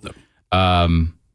Stranger things Iron Bowl, if any game's going to be drunk and weird, I heard you talking about it in Indiana on the way in as it relates to like the Titans or the draft. Mm-hmm. God, what a drive. Oh my gosh. So what a catch. Here's what's relative. Here's what's specific to the rest of it. Like that, you had the game you needed to scare the 18 to 22-year-old roster that you have. Mm-hmm. And then you still won it. Exactly. Because I said this on the show yesterday, on our show, every single play of the final drive is either one of the most creative, aggressive, and effective pressures from the Penn State defense, because the drive starts in a sack. Right. Or Mendoza is making some expletive throws, NFL caliber throws to NFL bodied receivers. I'm betting a lot of people listening to this, they're probably familiar with this drive because it was a light Saturday and they kind of tuned in or like, right. Oh, upset alert, right? For sure. They probably were shocked to see Indiana uniforms and Indiana helmets on all of those NFL bodies that were out there on the field at the skill positions for Indiana. They look great now, despite playing a bad game, going into like the biggest game of the year right now that we know of, and I know it's not locked, is the Big Ten championship. For sure. Now, provided that's not crazy. A blowout, it's also the most meaningless. And this is something we're going to have to figure out as an industry. Definitely. We're looking right now at 1 through 4 being Big Ten winner, SEC winner, Big Ten loser, SEC loser. Which is why I go back to the 5 kind of being a nice catbird seat. And because the 12 is so weak this year, there's no upset potential in the 12. And I'm Mr. G5. Yeah, you are. You definitely So that's why I feel like the 5 is a great spot this year. You just win out if you're Georgia, kind of keep it quiet. I feel like it would be impossible to move off of those 4. It's weird because Texas Tech, the way they played last weekend, looks like we could put them in the 6 best teams. I don't see a situation where they would pierce the 4 unless you would have losses coming in from an Alabama or an A&M and then in like an obliteration in the SEC championship. Like A&M would have to lose to Texas to make that possible, which could happen, I guess, if Texas meets their potential. But we're still kind of waiting. And the on subplot there, which is going to legitimately bother the league, is that if you go in and the SEC championship costs you a bye, right, that's going to be a big deal. 100%. So I've got 6 teams basically that feel really good about where they are. The Vandy rooting guide is pretty simple. You want Notre Dame to lose at Pitt and put themselves out because Notre Dame's last 2 games are against Syracuse, who has a lacrosse player at quarterback, and Stanford, who I guess technically elected to play football this year. Yes, that's exactly the way I was going to put it. So that's a simple one. Vandy badly needs Cincinnati to beat BYU in Cincinnati. All right, walk this out. Make the Big 12 a one big league because if BYU and Texas Tech get a rematch of the Big 12 championship, both as one-loss teams, they are both in the playoff. I don't know if they're both in the playoff only because if Texas Tech returns serve, this is a weird committee year, and they seem more punishment-oriented than they seem reward-oriented. Now, this is based off of 1 week of rankings, and I'm saying this legitimately. I'd say it to their faces. Right. I'm a member of the national media. Y'all, they're making it up as they go. This is not a shocking. I mean, they do this every year. Sure. They're very punitive to the ACC. And I don't think with the amount of pressure that's going on behind the scenes, and a lot of people don't tune into this saga every week the way we do in the industry, y'all have to realize there's pressure to change the playoff system. There's a tremendous amount of pressure to change this bracket significantly right now, every week, from the SEC and the Big Ten. In different ways and different proposals, there's going to be a mindfulness not to reward the middle 2 leagues with too many bids. So I think if Texas Tech really lays it on BYU, and by the way, like best front 7 money can buy, 100%. Not trying to be mean, y'all. Like that's what they've done. They've done it well. A lot of questions about that quarterback, though. Yeah. If they do it again, I mean, with Cincinnati going in there, to your point, I like your theory because then you're pretty much confirmed. Also, I don't think Cincinnati matches up well against Texas Tech at all. No. Vanderbilt, again, I think if we're going to simplify this, you need a 5-bid SEC. You need a 5-bid SEC. Yep. Because let's look at it that way. SEC winner and loser are going ahead of Vanderbilt. For sure. Ole Miss is going ahead of Vanderbilt. Georgia's going ahead. I should have done that backwards because Georgia beat Ole Miss. Right. Those 4 teams are going ahead of Vanderbilt. What are you in relation to Texas, a team who has a head-to-head win over you? And can still get another signature win at Georgia or at Texas A&M, and also could lose to Arkansas, based on what they've been this year. Now, we've seen the committee devalue a head-to-head win when it came to Notre Dame and Miami significantly. Right. So that's not that's not in stone. It's not an epitaph. Right. I think the SEC has to be a 5-bid league. I think you have to have zero doubt, reduce the middle 2 to 1-bid leagues, and remove Notre Dame. And that's what you're saying? Right. That's exactly what I'm saying. So the math I have is the 6 locks: Ohio State, Indiana, Texas A&M, Alabama, Georgia, Ole Miss. If you have 2 Big 12 teams in Tech and BYU, you have Oregon, which you need an Oregon loss potentially as well. You could have the Big Ten's going to get 3. Yeah. But what helped Vanderbilt in your scenario this weekend was winning on the road at Iowa, because Iowa was the only thing that they had that was building a 4th Big Ten bid resume. What about USC? No. If they win against Oregon?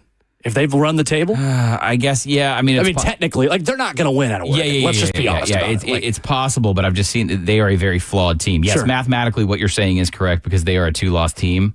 But let's go back real fast. Let's look at USC. If you're a Vanderbilt fan, where's the resume? Michigan?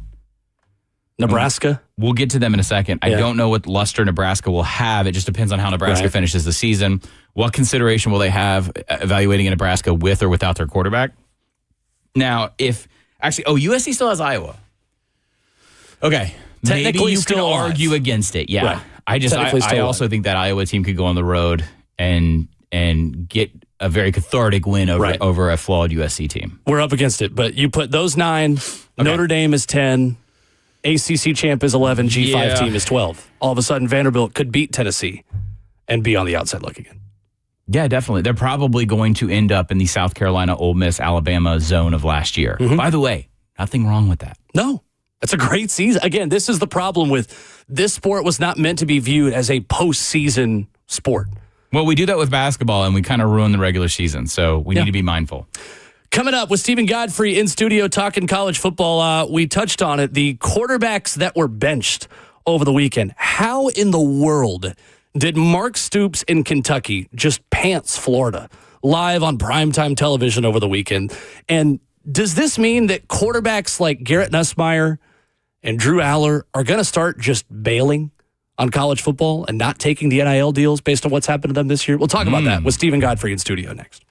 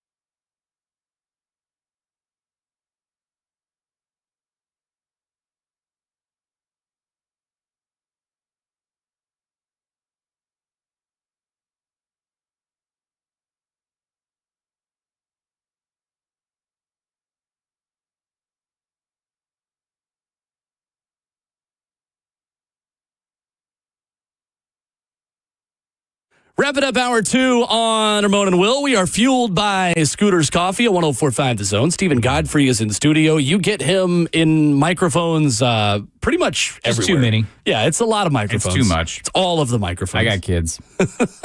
It's too much. College Football Inquirer is a must download. We got a shout out on the show. What was that, a week and a half ago, I think? Yeah. Appreciated that. Well, we get shout outs from time to time. It was because I was making fun of Tennessee fans? Yeah, going into the Oklahoma game. Yeah. Shut up, dummies. Where's my camera? Yeah. I texted y'all while I was driving. I have a very short commute. Uh-huh. Well, I was driving in, listening to y'all a week ago today, probably about this time, and my jaw was on the ground with what y'all were fielding after the Oklahoma loss. I know. That's my main camera right there. Yes. What are you doing, dummies? Stop it. I'm glad you kept that PG and not. I don't want to get you fined when it's your solo day. Does that? I mean, things are shut down. I don't even know if we can, but I don't want to find out. So. No, let's definitely not do that. Yeah. Oh, that's true. They're not listening. Wow. In that case. I don't know if we want to dwell on the Vol situation right now, but are you kidding me? This is the best bridge year. This is the best lemonade year possible that you could create. And y'all are, I don't know if these people are in the chat right now. I don't know if I can talk to them. Have they calmed down? It's a fringe Twitter opinion, which that's never a good thing. Sure. Because Twitter is already a fringe, and when you get the fringe of Twitter. It felt very Vol calls. Yeah, right. Which doesn't exist anymore. RIP. What? Yeah.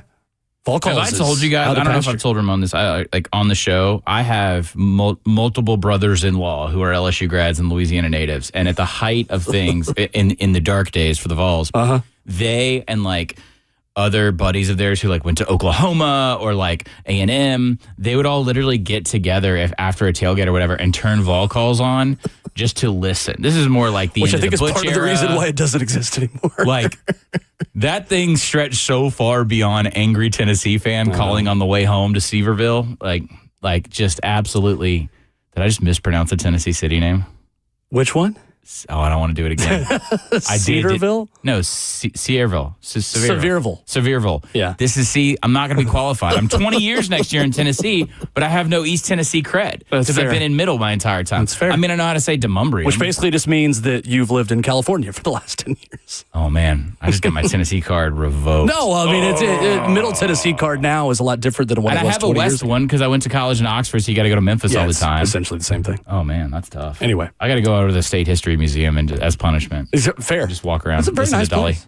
I'm excited. Yeah. I'm very happy to be a Tennessee resident. Yeah. Just non-native. Kentucky did unspeakable things to Florida live on the SEC network on Saturday night. What in the world was that? Did you watch it? No, I did not watch it live. But I wish there had been a camera. I think it was halftime of the Nashville SC game, or maybe it was beginning of post game. Oh, that's right. You were working. And I go to the ESPN app. I'm like, what? All right. So, okay, Bam LSU. Yeah, that's about right. That's about right. Ugh. Yeah. What in the... How... A lot of turnovers. How did we get here with DJ Lagway? Well, there's no management. Fair. But even still, if you had told me if you'd asked me what is DJ Lagway's floor, I would have gone still 2 times better than what he's been this season. With management. I think that's the key point here. Again, as delicate, or sorry, I should say as talented as these guys are, they're very delicate. There's a fragility to a young quarterback. Right. NFL guys will talk about that all the time. It's just that psychology of just managing them through their own head. And when you throw in think about all of the momentum in both directions, up and down, and the instability in Gainesville the last 2 seasons, it doesn't shock me at all. Now, Mark Stoops will drag you to hell. He gets 1 game a year where he takes a really, really talented team and just kind of Iowa's them. That's his, it's usually Florida too. To be fair, he's done this. He beat Florida. Oh man, I had a really good time trolling FSU fans because they're obviously they're in a way right now where I'm like, do you guys remember when you were too good for Mark Stoops? Think about how happy they'd be to have Mark Stoops ACC Auburn in a lot of way. Florida State right now. Yeah, definitely. In many ways, because if they were to pull the trigger on Norvell, they might be competing for John Summerall in the Auburn sweepstakes potentially. Well, there's a lot of things that have to happen there. The Florida thing doesn't surprise me. This is why Kentucky paid. You see that game and you're like, oh, this is why Kentucky gave him that anchor of a contract. Right. It's just not consistent enough. And he does have a couple teams that he can do this to and a couple styles and programs. But the dude can't beat Georgia. Can't beat Tennessee. Can't beat Tennessee. And then that system just kills his defense. The friction of the Stoops situation with Kentucky is just always going to be that he can provide you these fleeting moments. He's not going to upper echelon that program. Right. And now we're getting into that referendum kind of thing like Brian Kelly had at Notre Dame, where it's like, Stoops is not a big talker, like in the media, obviously, like he's kind of a bully and a grump. I'm using all my PG words today. And he doesn't back channel too much, but, his guys are always, it's Kentucky. Well, what do you want? It's Kentucky. It's Kentucky. Right. I would be curious what new blood could do at Kentucky in this new modern era where all these jobs are supposedly like where Vanderbilt can win 10 games, where Lane Kiffin might not leave Oxford for Gainesville. Like, he didn't leave Oxford for Auburn. The parity in the league would bode well for Kentucky. Right. Also, I do think like you could get maybe a younger coach with Ohio ties in there to probably refresh. I'll tell a little tale out of school or just say something live that I probably shouldn't. Okay. So he lost Vince Morrow to Louisville. Right. How do I say this without indicting myself? Vince got things done in Kentucky. Yeah. Okay. For sure. And now he's getting things done in Kentucky for the other team. With a lot of FedEx money. Yes, sir. So Vince got things done for Louisville. Speaking of Louisville, by the way, Jeff Brom. Put your LSU head coach, Jeff Brom? Kicking the tires on him in Gainesville and Auburn for sure. For sure. I think that'll work too. Yeah. For sure. If you're looking for a through line or a weird trend, yep, you want to impress your coworkers talking about college football openings, if you are at your alma mater right now, for whatever reason, you are hot to go. As a chap, look at that. I did a youthful pop culture reference. It's awesome. But in terms of Kentucky, though, wrapping a bow on that. Sorry, yeah. They suck normally, but occasionally I do think that he has the ability. They do. That's true. They are unwatchable. It's true. It's basketball season. I can't watch every game, and when I quad box Kentucky, it's just like I feel like it's penance. So I felt watching the Steelers last night. It's my Catholic guilt. Like I'm just like, do I have to do this? No, they suck. Stoops probably isn't going anywhere. Right. They could still upset Louisville and knock them out. I mean, Louisville's had issues with Cal this weekend. They're not mathematically out of the ACC thing, but they're close. Right. I think Kentucky's. I was not that surprised. Florida is broken now. Okay. That's what happened. Interim situations where teams suddenly play better. Yeah. That's a rarity, guys. Right. Right. And even if they do, it's a 1 week flash of the pan and then reality. Because it's hard to keep those. Exactly. It's hard to be consistent when you have a temporary leader and a temporary message. Well, let's talk about all of the alma mater coaches in our final segment with you, including the one here, a Nashville native, Clark Lee, who could be calling his representatives. That was Stephen Godfrey to start hour 3, coming up next.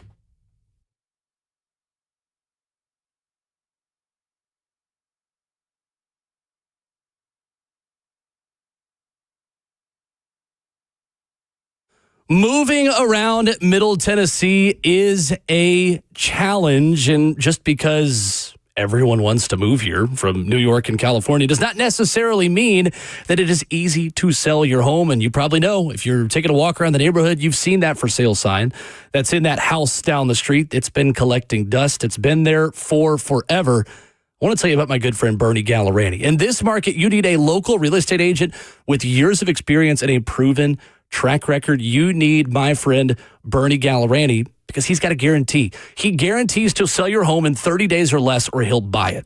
There's no risk to you. Bernie will let you out of the contract at any time. He is the real estate agent who has the 30-day guarantee to sell your home, and if not, he will buy it from you. Remember this phone number, 615-428-2644.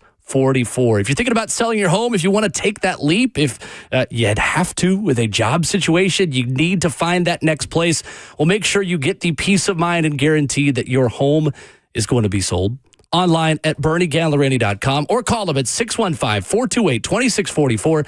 That's Bernie Gallerani. Online at BernieGallerani.com.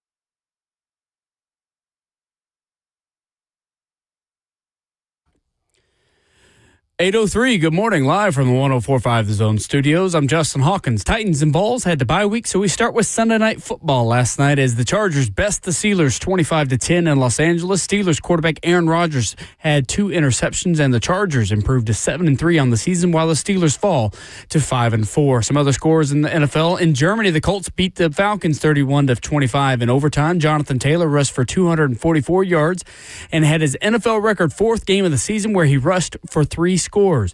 Taylor had also a franchise record for most touchdowns in Colts history with 66 rushing touchdowns. The Texans, with Davis Mills at quarterback in place of injured C.J. Stroud, scored 26 unanswered points in the fourth quarter and beat the Jaguars 36-29. In college football over the weekend, Vanderbilt beat Auburn 45-38 in an overtime thriller in Nashville on Saturday. Diego Pavia threw for 377 yards and 3 touchdowns, while also rushing for 112 yards and a touchdown. Vanderbilt moves to number 13 this week in the AP poll, and Tennessee, despite being on their bye week, move up 2 spots to number 21. And Nashville Soccer Club lose to Inter Miami CF 4-0 Saturday night, cutting their postseason short. For all your foundation repair and waterproofing needs, you got to go to USSTN.com. Breaking news at once on your home for the Titans and Vols. This is 104.5 The Zone.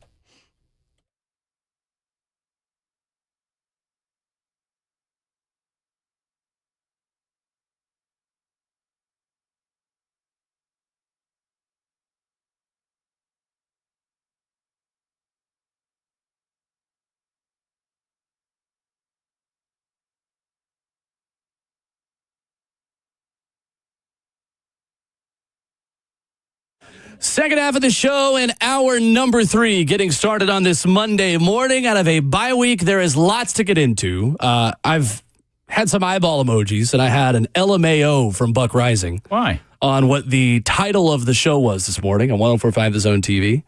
Why the Titans could try to hire the next Mike Vrabel. Oh, yeah. I'm going to tell you why and what I mean by that in 15 minutes. It's a tease. For what is next. Ramon Foster is not here. He will be back tomorrow. Justin Hawkins, our producer. Stephen Godfrey, College Football Inquirer, PhantomIsland.show. You get him everywhere talking college football, including here on this show periodically. It's crazy. You told me what it was during the break, and I just can't believe that you would hire Bill Belichick. That's fine. It's fine. I just want the concept of Jordan. What do you mean? Jordan to Nashville. Jordan feels like she was created in Nashville at about 2 a.m. on a Saturday off Broadway. You can meet 20 Jordans at Aldean's. Buddy, we got at nothing. 11:30 p.m. on any day of the week. This city's got Jordans like kudzu. Who specialize in Adobe Photoshop. It's the worst thing about this city. We gotta cut down the number of Jordans. Maybe start at the airport. Build a wall there. Truer words have never been spoken, and make Jordan pay for it. Vanderbilt beat Auburn over the weekend. We led the show with it. We've talked about it with you. We've spoken about it. We will continue to speak about it as the show goes because the Titans weren't playing. Vols weren't playing. They were the biggest show in town over the weekend. How many calls will Clark Lee's representatives be getting from Tier 1, and I'll even say Tier 2 Do you want to just open talk jobs? schools? Yeah. All right. Do you want to? Let's do it. You talk a school and I'll. LSU. Are they calling Clark Lee? Not currently, but LSU's a little bit like someone standing outside of a house that's burning and being like, everything's fine. We'd love to have you all over in just a second. So okay. Tennessee 10 years ago. Oh, yeah. Yeah. LSU and Tennessee have always been kind of kindred spirits in a lot of ways. Did the governor get involved in 17? No. Yeah. But could have. Yeah. I'm being hesitant on Mike because I'm monitoring things at LSU, and it does remind me of, like, oh, man. Is Lincoln Riley going to do that thing again and up and leave USC? For LSU? He's not going to. No, he wouldn't come. He wouldn't come to the SEC. Okay. Okay, the only dumb fan meme in college football, or like dumb fan Twitter thought that I will validate as like a national reporter, is that Lincoln Riley wants nothing to do with the SEC life. That's real.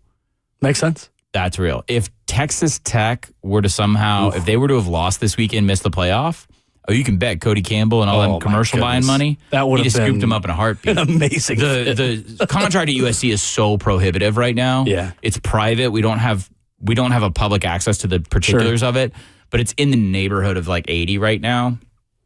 And they have a recruiting, I don't want to get off on USC, but they have a recruiting class that's coming for 26 and 27. They're going to give that. I kind of thought D'Anton Lynn would have that defense a little bit better, but they're probably going to round into form next year. Yep. He does. as I say, excrement out Heisman quarterbacks. He does. Well done. So hang tight on that. Sure. I know, but like he fits LA. Like, oh God, it's so bad. Yeah, perfectly. Like he has no idea. Like there's no reason he should be USC's head coach. But Well, and a city too where he can go to dinner on a Friday and no one knows who he is. it's just Seems to but fit him very well. The people who get fired up and write checks in Heritage Hall at USC, like Lincoln Riley, cannot communicate with them. Like it's not. He likes the anonymity coming from the situation that Sure. he was in. But like I still don't think that works long term. Fair. He just has a ridiculous contract. So Clark Lee, start naming schools. We said LSU and I said no. Florida. Maybe. Penn State. Hey, let's talk. Okay. Okay. My question on Clark is, and I'm not trying to put down what he has done because the success that he's had there. I'm going to put down the place he's doing it at. Okay. I'm not, again, man, this is a tough morning. And you were a pro Vandy person. Yeah, no. Ole Miss degree holder, barely. Would absolutely love to see Vanderbilt be this successful for time memorial. And sustain this. I'm not leaving West Nashville. Sure. You better do everything you can, y'all, at Vanderbilt. I'm looking Will in the eye because we're doing radio with each other. But Vanderbilt, you better do everything you can. Camera 2. Yeah. Camera 2. Okay. I don't understand this. I don't even understand how we got here. There's a trend going on right now. Jeff Brom at Louisville, Brent Key at Georgia Tech, Clark Lee at Vanderbilt, and Kenny Dillingham at Arizona State. They are all coaching at their alma maters. All of them, with the exception of, I mean, you could count Brom. Satterfield wasn't a total disaster, but it was pretty bad. Went into disaster situations. Mm-hmm. Right. Brent Key was promoted at Georgia Tech when they fired Jeff Collins.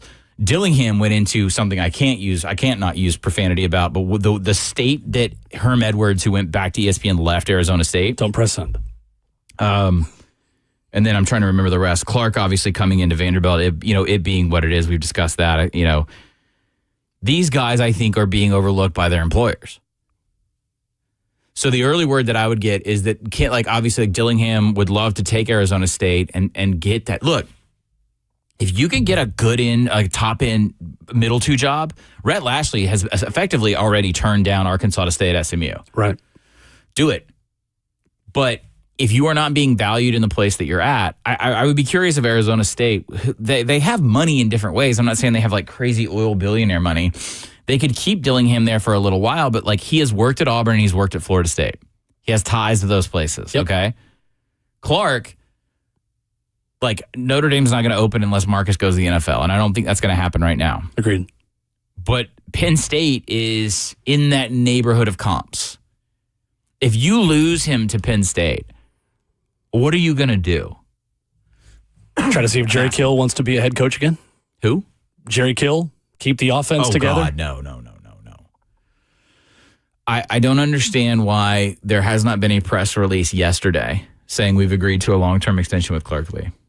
Do you think they're just assuming that because he's MBA and Vanderbilt, he wants it's home? And Will, what happens when we assume? I know. That's what I'm saying. Are you really going to screw this up? The longer it goes without him getting an extension, the more I just...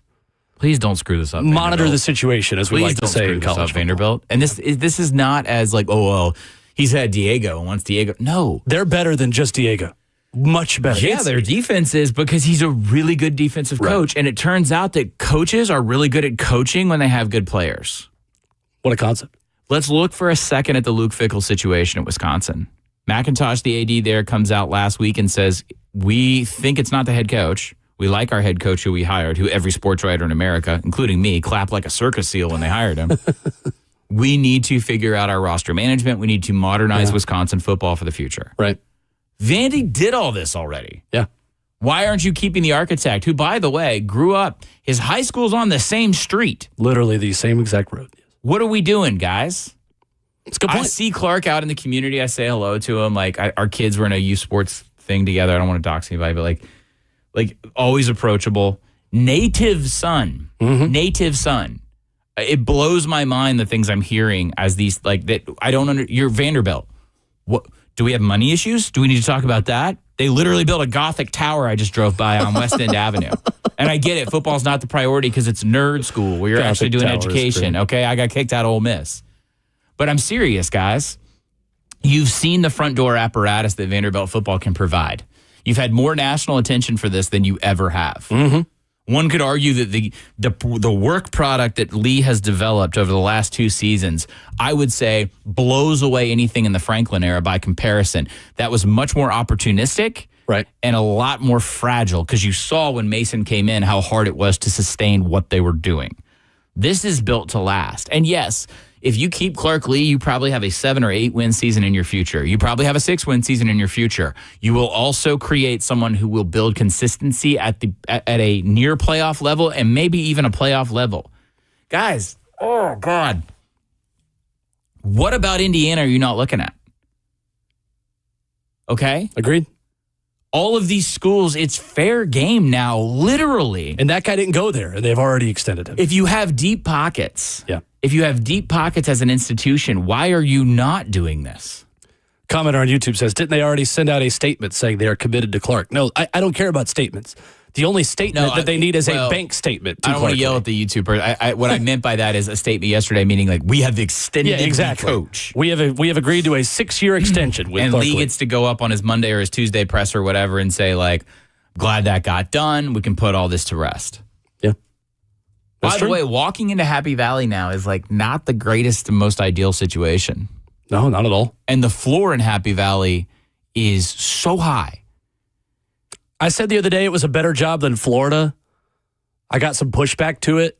I still stand by it. On some days it is like, again, like we love this as a sports talk radio topic, and I love it because you can't definitively tell me I'm right or wrong, and that's the gold of sports talk. Sure. But in reality, different jobs have different values to different coaches. Yes, and Clark Lee is going to value the Vanderbilt job, even if he does leave, infinitely more than Lane Kiffin or than any other coach, because obviously it's home. He went there. Statue job. He played there. Yeah, it is. Statue job. Extend him yesterday. Yeah. I will use my time here to just ask Vanderbilt. By the way, you can't BS me.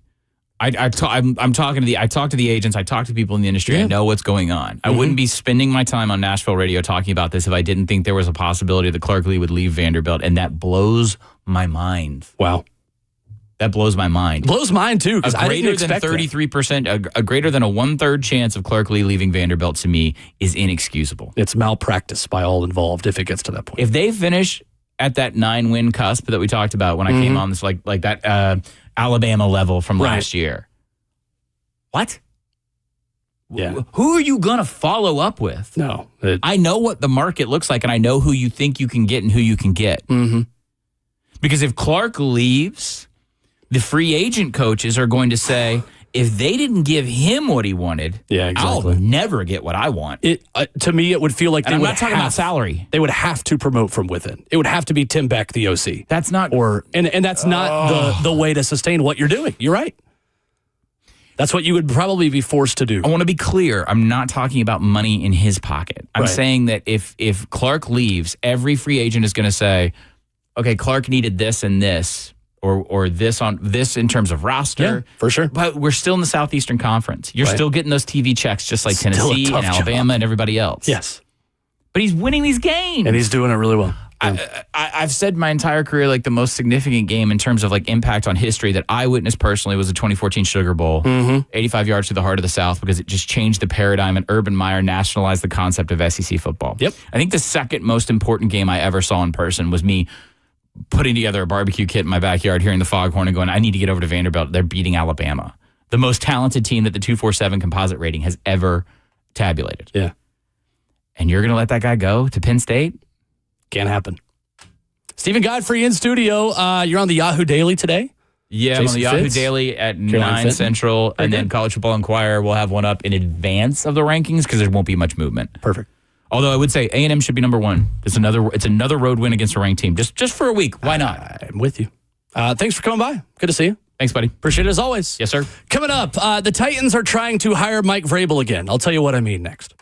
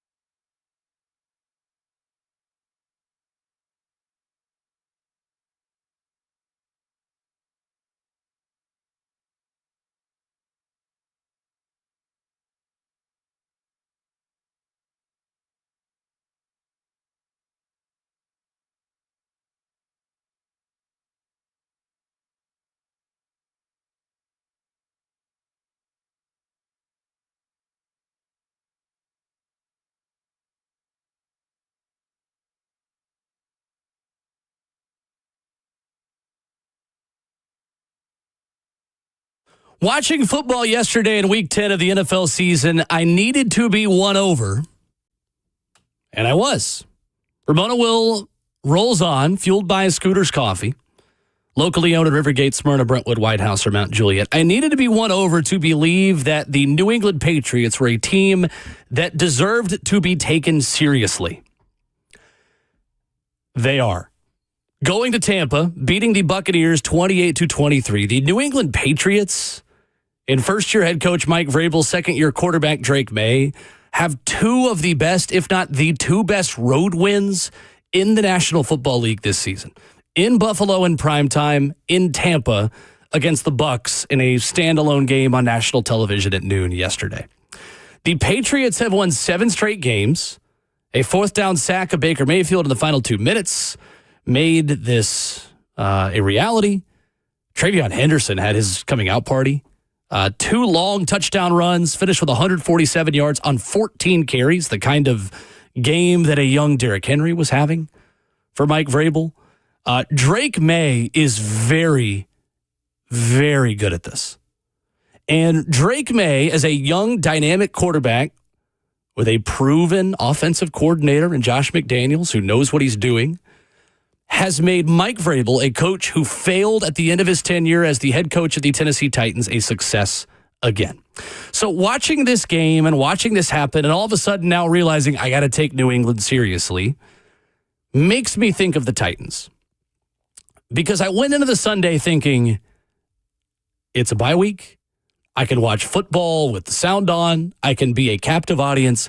I want to see if New England is for real. I didn't really believe it. I'd seen them in person against the Titans.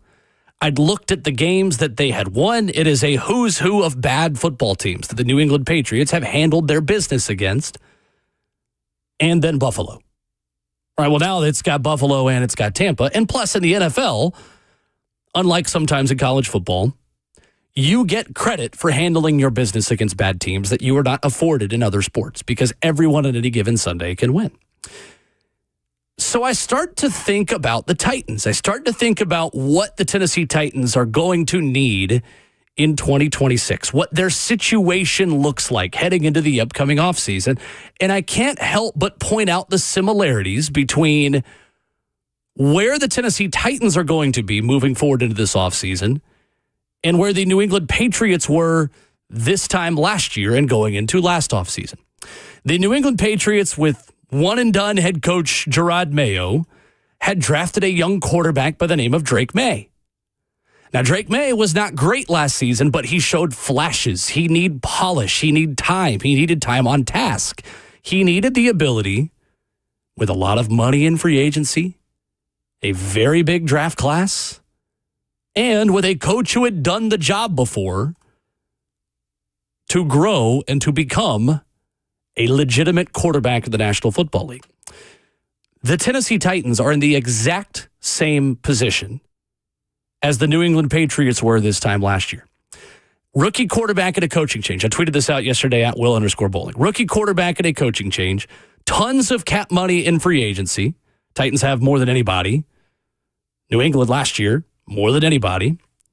New England hired an experienced former head coach who had failed at his previous stop. And again, you'll not hear me in any of this argument say that Mike Vrabel should still be here. Mike Vrabel was 6-18 in his last 24 games here. Okay? That we don't need to rehash the reasons why Mike Vrabel is no longer here. There are a lot of reasons why the Titans are where they are right now.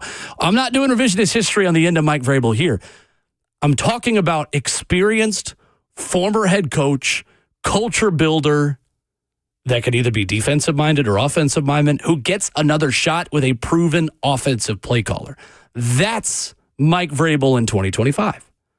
The New England Patriots had a top 5 draft pick. They used it on Will Campbell, who appears to be an excellent young left tackle. They had a big draft class.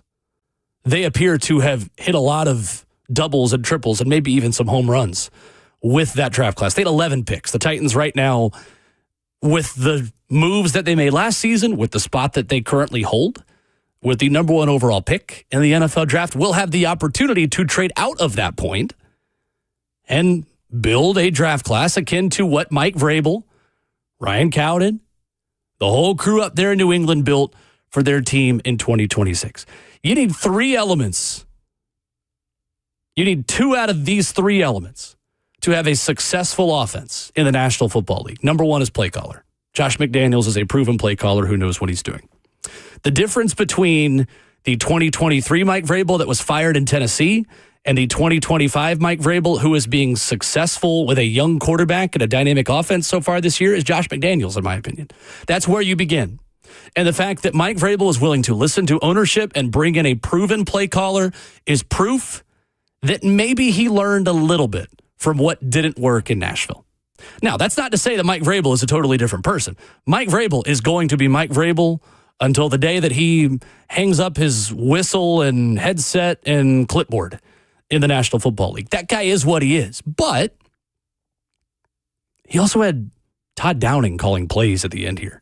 He was also still stumping for Keith Carter to be the offensive line coach. Ultimately, that offensive coaching staff was not good enough for Mike Vrabel to have success in Nashville. That is a Mike Vrabel problem and nobody else. So let's just get that out of the way first of all. Josh McDaniels, I know he had Tom Brady for a lot of these years. He has 13 top 10 scoring offenses he's been in charge of, including this one, in the National Football League as an offensive play caller. Josh McDaniels is not a great head coach. He is a damn good offensive coordinator. He's almost in my opinion, the offensive Steve Spagnuolo. And what has helped Andy Reid fill out the other side of the football that he doesn't coach in Kansas City. He is a guy that's not going to go up and leave for another job, who has stability, who has continuity, who can mentor your young quarterback, who can get the most out of the parts that you have. Well, there's 2 other elements you need for your offense to be solid. You have to have average play or average weapons with that young quarterback, because we're assuming Cam Ward's going to get better under the tutelage of whatever offensive play caller they bring in this hypothetical. You got to have average line play or average wide receivers. Take your pick. I don't care which one you end up landing on. This season, it felt like the Titans landed on trying to be back to average up front on the offensive line and hope that a young quarterback could hit some explosives and make things work with Calvin Ridley and with weapons that were learning on the job, right? Okay, well, either way, Pro Football Focus ranks New England's offensive line as 11th best in football heading into Week 10. Will Campbell, serviceable left tackle. Veteran Morgan Moses, far from perfect, but has been fine. Their interior, there's not one, unlocked door that's just wide open. That's ajar for defensive players to walk through in the New England Patriots offensive line. Their weapons, decent enough for their young quarterback to have success. Stephon Diggs looks like the best version of himself again. Demario Douglas, decent. Kayshon Boutte, the former LSU wideout who cares about playing football all of a sudden, looks really good. He's always been talented. They're clearly motivating him to care and to be solid. And then you've got the young guy and Kyle Williams who they drafted. Again, day 2 draft capital. They hit some doubles and triples and home runs in their 2026 draft class, which they had 11 members of, had a big explosive play yesterday as a part of their win over the Tampa Bay Buccaneers. I think the Titans can learn a lot from New England and find this version of Mike Vrabel.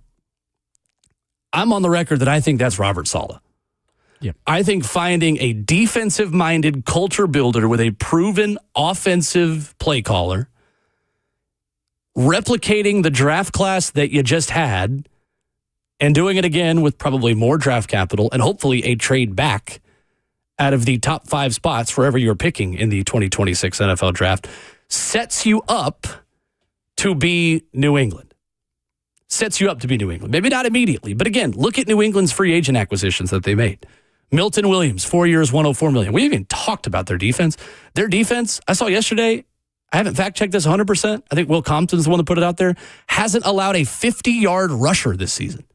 And the fact that they're the number 1 rush defense in the league, I believe it. Defensively, can you double down on one phase of the game the way New England did this offseason, stopping the run, to make the part of your defense that you are still building and developing in real time to make that better? Because their pass defense doesn't look that bad when you know the other team's passing because you stopped the run so consistently.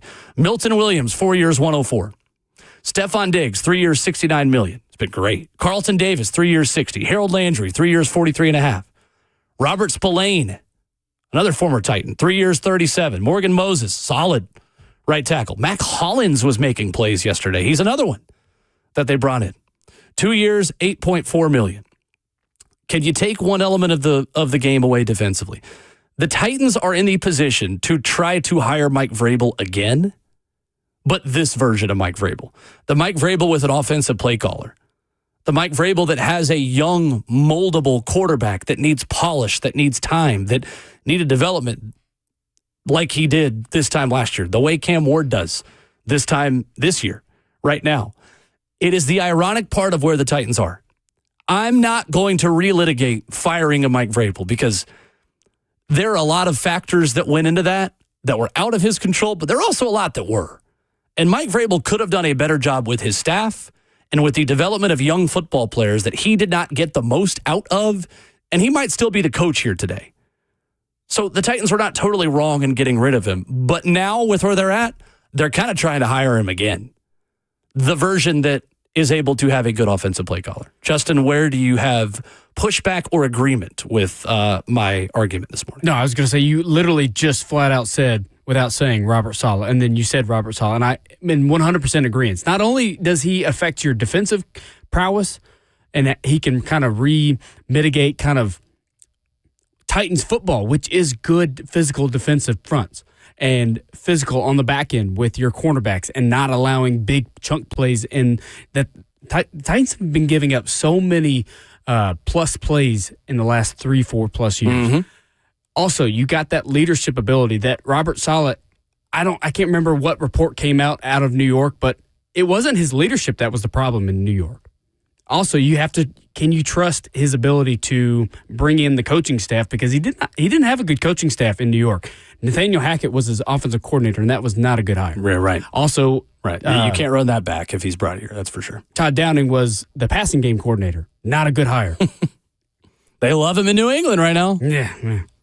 I mean, as long as Todd Downing's at the OC, I mean, I can't tell you 100% sure that Todd Downing is or isn't a good wide receivers coach or whatever. But I think Mike Vrabel has left a good blueprint that the Titans should try to follow or try to mimic, not necessarily go word for word for it. Yeah, right. But, right. Also, how much influence does Vrabel have on the roster up there that the coach here would not have? Because you want more collaboration. He was on the record more so, maybe not quote unquote, but wanted less collaboration and more. He wanted more control to have his roster, his say so on the 53 man, on the practice squad, everything.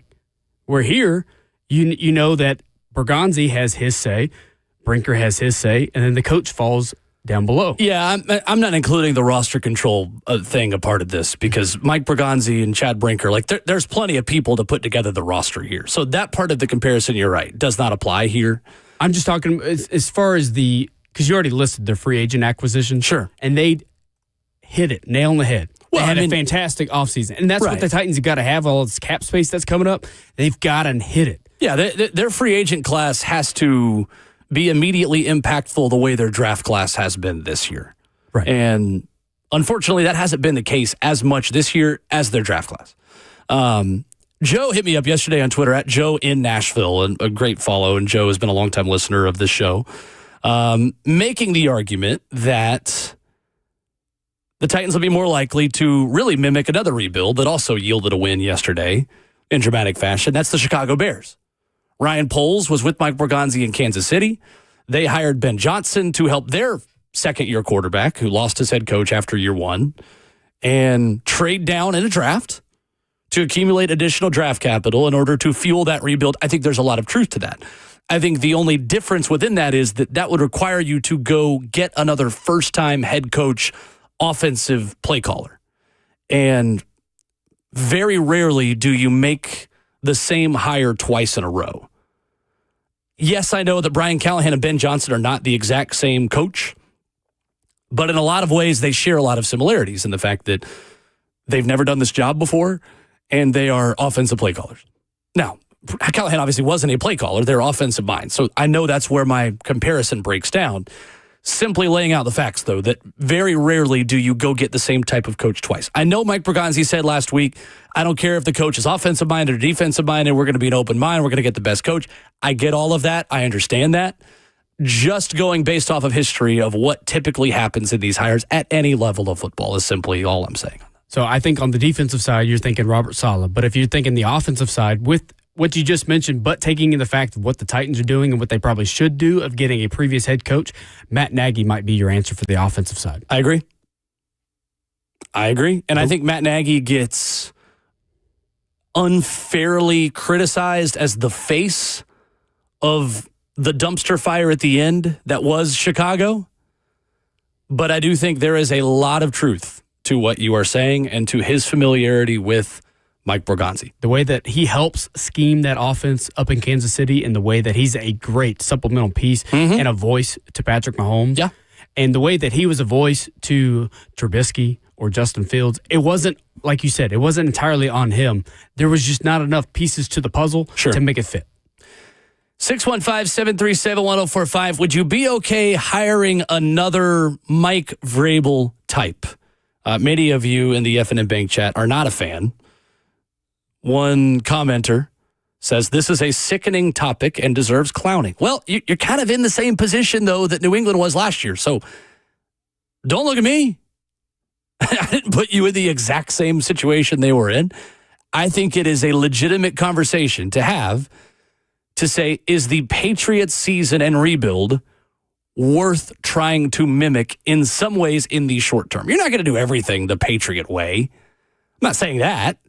You want to do things your way and take elements of what has worked in a lot of different places. But again, remember, this organization didn't have a ton of ties to Adam Peters in Washington, yet last offseason, who was the example Chad Brinker was giving about the kinds of free agent business they wanted to do? Washington. Now, to be fair, the Packers way and the Wolf way and the Brinker draft to develop and Borgonzi draft to develop is about patience and building through the draft and not spending major money in free agency. All of those things can be true, but there's also a floor of money you have to spend.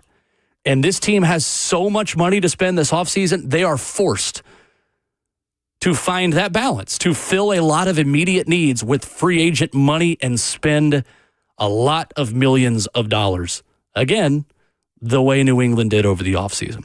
Your thoughts next. 615-737-1045. Streaming live at 1045 The Zone TV, Facebook Live, YouTube, Twitter, or Twitch. Are you okay hiring a Vrabel type head coach and trying to be a little bit like New England this offseason? Your reaction next.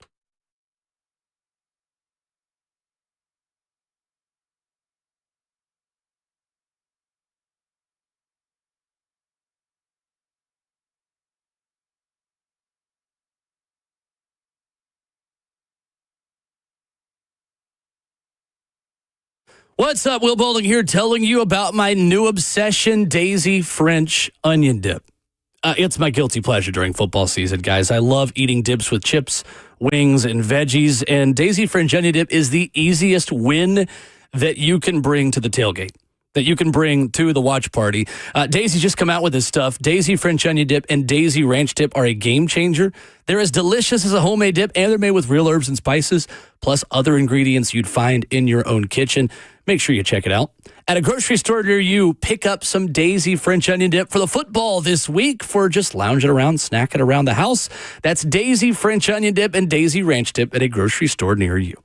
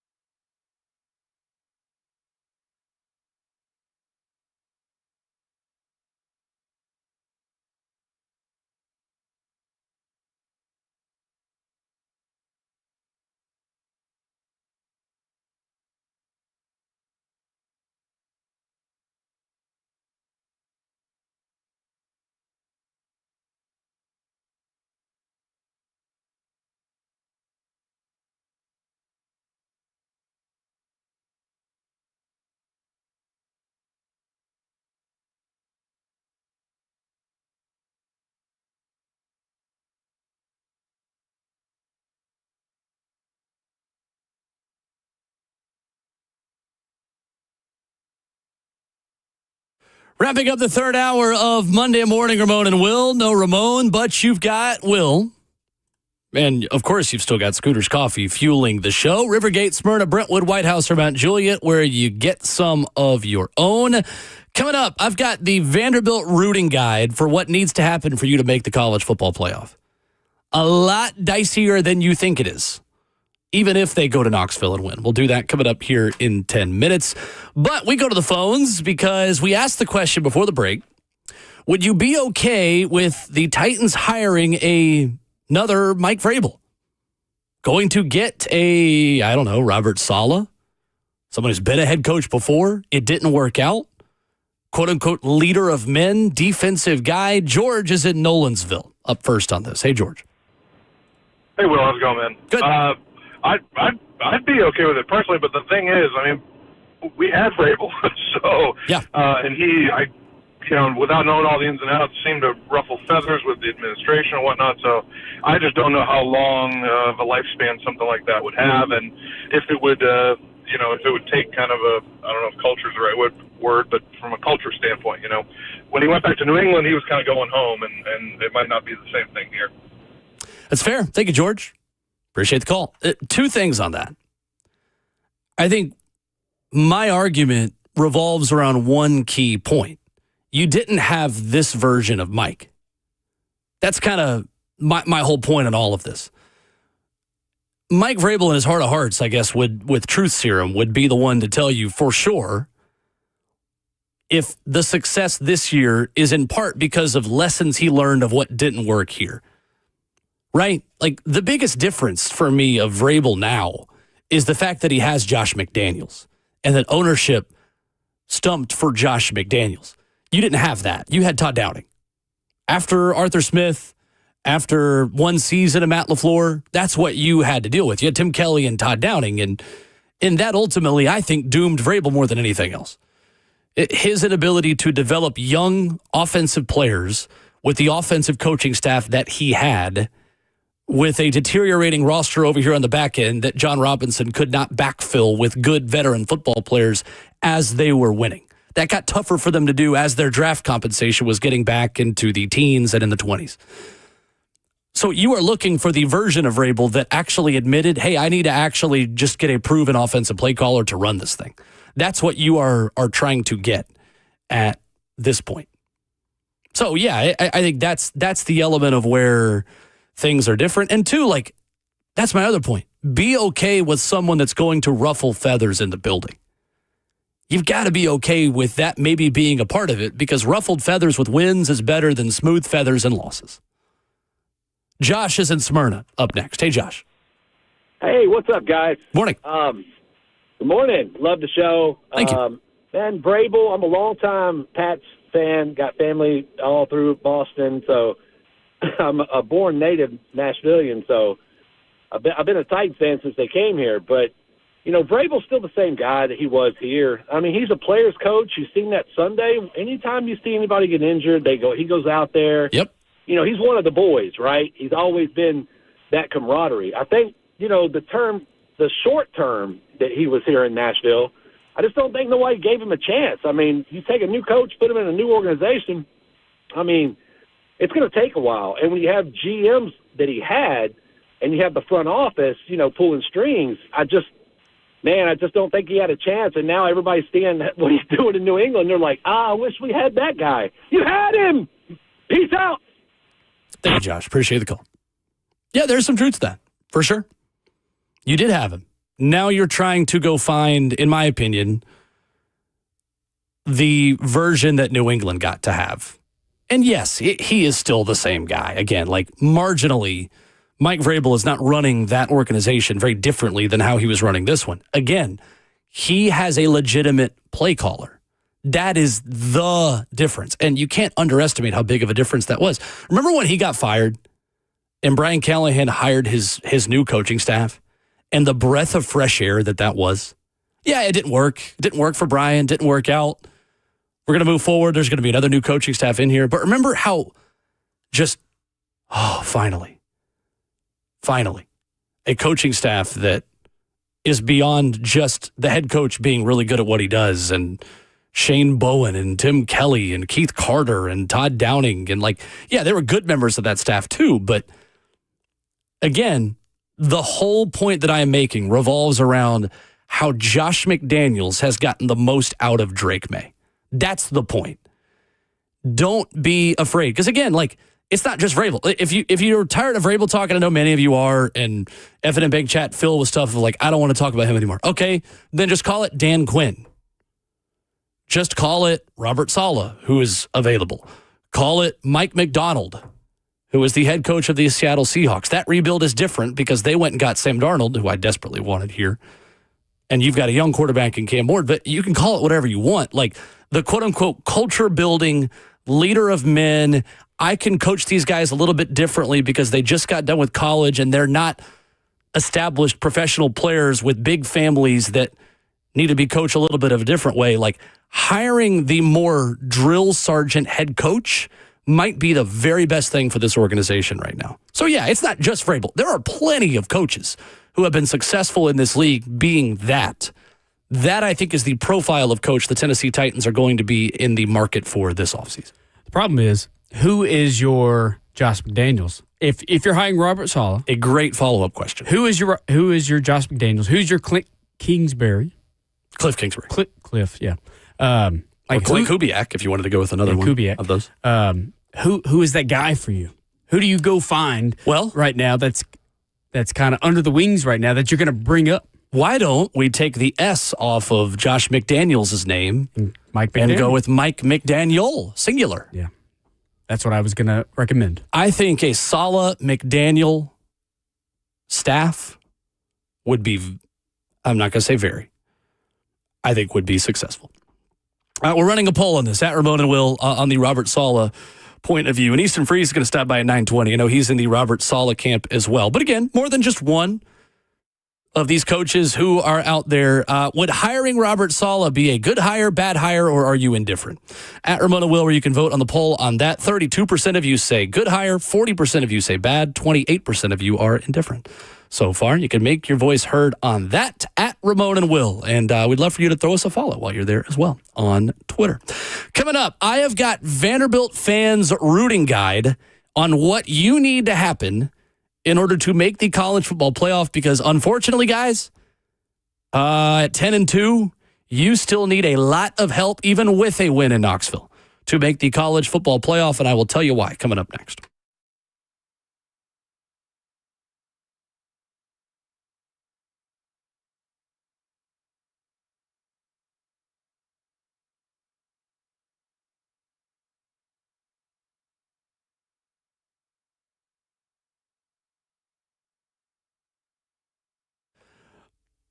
Hey, it's Will Bowling. I just got done talking about it, so let me emphasize it. Daisy French onion dip is my guilty pleasure.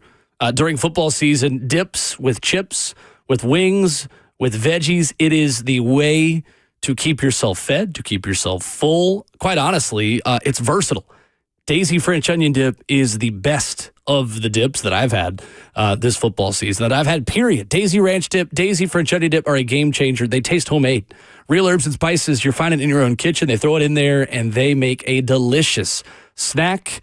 Daisy French onion dip and Daisy Ranch dip, a must-get for you. And you can find it at a grocery store near you.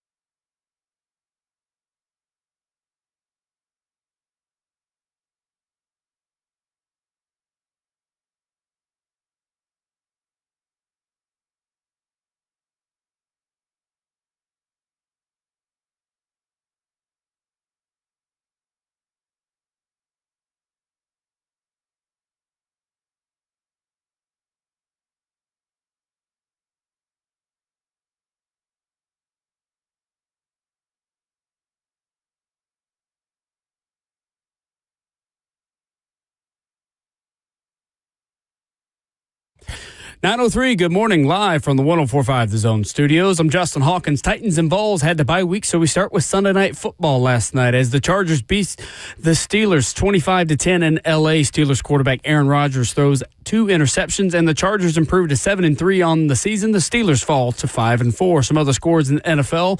Germany, the Colts improved to 8-2 as they beat the Falcons 31-25 in overtime. Jonathan Taylor rushed for 244 yards and had his NFL record 4th game of the season where he rushed for 3 touchdowns. Taylor also set a franchise record for most rushing touchdowns in a season in Colts history with 66. Tonight, a big NFC battle for Monday Night Football. The 6-2 Philadelphia Eagles are in Green Bay taking on the 5-2-1 Packers. Kickoff at 7:15, or you can hear Westwood One's coverage right here on 104.5 The Zone starting at 7 o'clock. And in college football over the weekend, Vanderbilt beat Auburn 45-38 in an overtime thriller in Nashville Saturday. Diego Pavia throws 377 yards, 3 touchdowns, and rushed for 112 yards and a touchdown as well in the win. Vanderbilt moves up to 13 in this week's AP poll. Tennessee, despite being on the bye week, moves up 2 spots to number 21.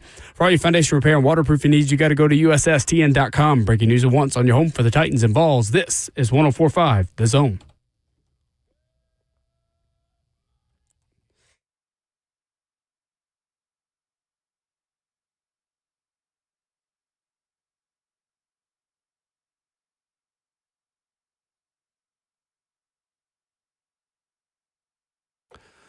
Away we go into the 4th and final hour this morning. Ramon and Will, fueled by Scooters Coffee, is on your radio for 60 more minutes to kick off your Monday.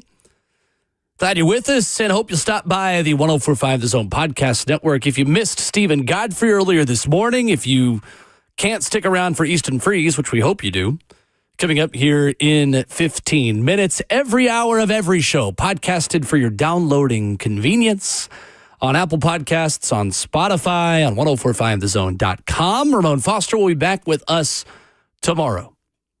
I hope you're not tired of the sound of my own voice through 3 hours this morning. I kind of am myself, tired of my own voice. So I'm not going to blame you. If you're raising your hand, you're like, yeah, I'm a little tired of you today, Will. That's okay, because you and I have that in common. Took on this challenge of being the only one in here for a lot of this morning. Justin behind the glass has been diligently helping, taking your calls and adding insight and context. Question is, Justin, are you tired of my voice at this point? No, definitely not. There we go. I've got one of you. I've got one. Come on, let's lead the charge. I've got one. All right, I'm going to get to Joe in Bowling Green and his thoughts on our last topic coming up in a second. But I did promise a Vanderbilt college football playoff rooting guide. We talked about this with Stephen Godfrey earlier this morning, if you missed it, and Vanderbilt stayed alive in the college football playoff with an overtime win over Auburn over the weekend. They get full marks from me just for taking care of business. I am not going to talk down that win at all.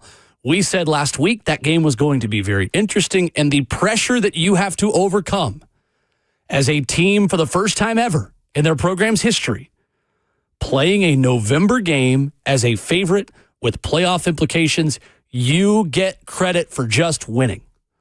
There are no style points in that context. Now, you still need a lot of help, Vanderbilt, to make the college football playoff. And there is this idea out there after last year's 12-team playoff that if you are an SEC team that wins 10 games, you're just in. Guys, I hate to break it to you. There is no truth rooted in that whatsoever.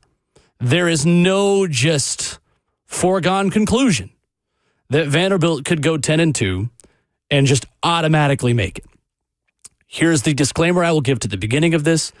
This sport was meant to be viewed as a regular season sport. It is unfair to Clark Lee, to Vanderbilt, to that staff, to Diego Pavia, to all of it, to view the season within the context of the college football playoff. I don't like doing that, but that is where the sport is in 2025. If you are in the playoff race and you're playing playoff implicated games in November, every game is viewed with the, well, how does this affect the playoff? I don't like that, but it is the reality of the situation. We've given the disclaimer. Okay, there we go. I've got 4 locks for the college football playoff today. Ohio State is in. Indiana is in. Texas A&M is in. Ole Miss is in. If there are wins this weekend by Alabama against Oklahoma and Georgia over Texas, they are in as well. That is 4 SEC teams and 2 Big Ten teams. After that, BYU has to drop one. Texas Tech has to drop one. One of those 2 teams. Vanderbilt, your first bullet point on the rooting guide, and I hope you're writing this down. Might not have to be pen and paper. If you're driving, make mental notes and then put it in your notes page later, or tell Siri to put it in your notes page. BYU goes to Cincinnati in 2 weeks. You need them to drop it. You need BYU to lose to Cincinnati. Or you need them to lose at home to TCU or UCF. Those are not as likely. They could lose to the Frogs at home. You need BYU to lose that. Because if BYU and Texas Tech are playing as one-loss teams in the Big 12 championship game, they are both getting in my opinion. Stephen Godfrey gave some pushback to that earlier. I'm just going to have to believe it when I see it, that a 2-loss conference championship loser is out of the college football playoff.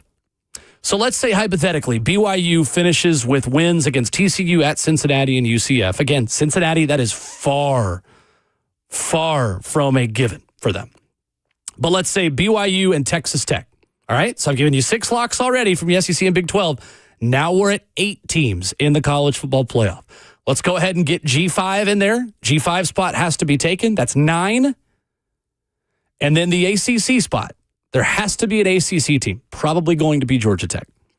That's 10 teams right there that have got to be in the college football playoff just immediately. Again, if BYU's winning. Other part of your rooting guide. Notre Dame goes to Pittsburgh and College Game Day will be there this weekend. You need a Notre Dame loss. You got to have it. You just have to have it if you're Vanderbilt this weekend. You need Notre Dame to lose at Pittsburgh because Notre Dame hosts Syracuse and goes to Stanford in the final 2 weeks of the season. They're not losing those games. I'm sorry. They're just not. All right. So if Notre Dame is in, that's 11 teams. And then you have Oregon. The final game on the rooting guide. You need Oregon to handle their business, or to not handle their business, against Minnesota, USC, and at Washington. That's a sneaky game at Washington in Week 14. USC also, again, if Oregon's going to lose one, you would prefer it be at Washington because USC is technically somehow still alive. Because if USC runs the table, USC could jump Vanderbilt. Because in that world, USC would have wins at Oregon and against Iowa at the end of this season as well. Again, not likely, but you are still mathematically alive. Because if Notre Dame and Oregon handle business, that's your 12 teams. So in this hypothetical, Vanderbilt goes to Knoxville and wins. Let's just say Vanderbilt is 10-2. And if BYU beats Cincinnati and is a one-loss team at the end of the regular season, you have your 6 locks at the SEC and Big Ten. You have BYU and Texas Tech, that's 7 and 8. You have Oregon, that's 9. Notre Dame, that's 10. ACC team, that's 11. G5 team, that's 12. A 10-2 Vanderbilt would not only be out of the playoff, they wouldn't even be the first team out, potentially, if some other things happened. That is the world that Vanderbilt is living in heading into the final 3 weeks of the college football season. Your 3 bullet points again. I'll add kind of a half one at the end of this. BYU's got to lose at Cincinnati in 2 weeks. Notre Dame has got to lose at Pittsburgh this weekend. And Oregon, you need them to drop Minnesota, USC, or at Washington, and you need just one of those 2 Big 12 teams to be out. You need the SEC to be a 5-bid league and for the 5th bid to be you and not Texas. And that's the half bullet point I'll give at the end. If Texas goes to Georgia and wins this weekend, or beats Texas A&M, a 3-loss Texas where the 3rd loss is to Ohio State, and a head-to-head win over Vanderbilt could also very well get in over Vanderbilt, considering who their losses are to and what the losses look like. Justin, your thoughts? It's tough. It's tough. It's not good when the fate's not in your hands, and you have to take care of your own business. And Vanderbilt's played very well. They've got to figure out their defensive issues. They definitely do. I like the way that Pitt's been playing lately, though. So there is a really good chance. Yeah. And the fact that this is an 11 o'clock game this 100%. weekend, I like that game as an upset. For Texas, it's tough because I wonder how the committee views close losses, because Vanderbilt was down bad to Texas before coming back and losing by, what was it, 34-31? Yeah. And a very close onside kick to being able to tie that game or win it. Right. So how do you think the committee views close losses to very highly ranked opponents in the top 10? I think it matters where the committee puts BYU in relation to Vandy in tomorrow's rankings. Because I think that really matters. Like, how does the committee view BYU with one less loss than Vanderbilt? Yeah. Because if they set that precedent, which again, the precedents often get broken by the end of the season. But again, like, if BYU is ahead of Vandy at this point, then you are insinuating that you value their one-loss resume over Vanderbilt's two-loss resume at this point. You need to get ahead of BYU. I'm a little surprised that BYU is ranked 7th after their loss. BYU? They were undefeated, yeah. No, I know, but after their loss to Texas Tech. I mean, that AP ranking doesn't. I could give two craps about the AP ranking. I'll be honest. I just don't care. In my opinion, irrelevant. I just think Vanderbilt's a bit closer to BYU because of that. And we'll see how the rest of the season falls out. Vandy needs help. Now, Tennessee needed help this time last year and also got it. That's true. Ole Miss lost in Gainesville, and Alabama lost to Oklahoma. Like, it can definitely happen and might happen. It's more realistic. You also got to go beat Tennessee. It's more realistic to see Texas lose to both Georgia and Texas A&M. Let's go to Joe in Bowling Green real quick. Wanting to talk about the Titans and the Mike Vrabel conversation we just got done having. What's up, Joe? Good morning. I'm sure Clark Lee thought Auburn had changed uniforms. I'm sure he was pretty shocked Honestly. at that quarterback's performance after you saw him the week before against Kentucky. Anyway, you guys were talking about, why don't we bring in somebody that's worked with a young quarterback? Cam's going to be a second-year quarterback. Develop him, make him look better. Yep. And we're sort of talking around the guy that's doing it in New England, Josh McDaniel. I don't understand why we couldn't. I know people say he's failed. Well, a lot of coaches have failed. Sure. Todd Bowles is at Tampa, and Morris is at Atlanta, and Belichick failed. People fail. But what about reversing the Salas-McDaniel thing with McDaniel as the head coach and Salas as the D coordinator? I don't think you could get McDaniel. I think he's at home in New England. I think he loves New England. Sure. I don't think he would say yes, but I think it's worth asking him. Thank you for the call, Joe. It's not a bad idea based off the conversation we had and about how Josh McDaniels has done a lot to help fix Drake May. The problem with Josh McDaniels is that in his 2 stints as head coach, his offenses have not operated the way they do when he's offensive coordinator. So we talked about how Josh McDaniels has 13 top 10 scoring offenses in his time as an offensive coordinator. He has 0 in the top 12. Well, I guess 1 top 12 offense as a head coach. It just hasn't translated. That's the difference. And the thing with Robert Saleh is, as a defensive-minded head coach in New York, his defenses were really good.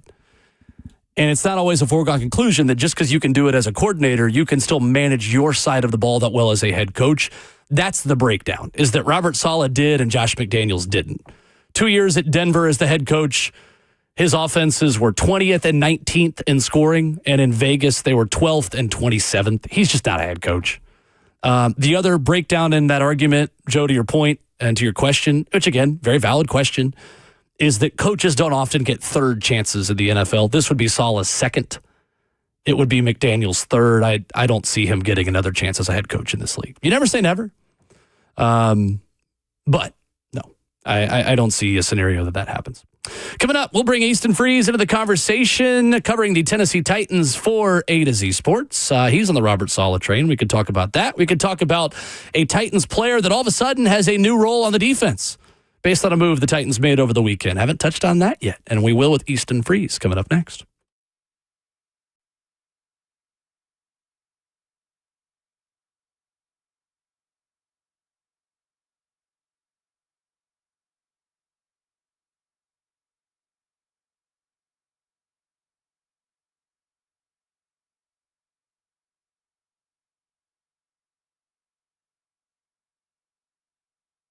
Work. It's what we do. Part of who we are. There is joy in work. And no matter what size your business is, the dedicated commercial team at Two Rivers Ford will find the work trucks and vans that keep your business moving. And Two Rivers is the only dealer that offers a 90-day free fleet management program that can help you save money on every single mile. The Commercial Vehicle Center at Two Rivers Ford. We work for you.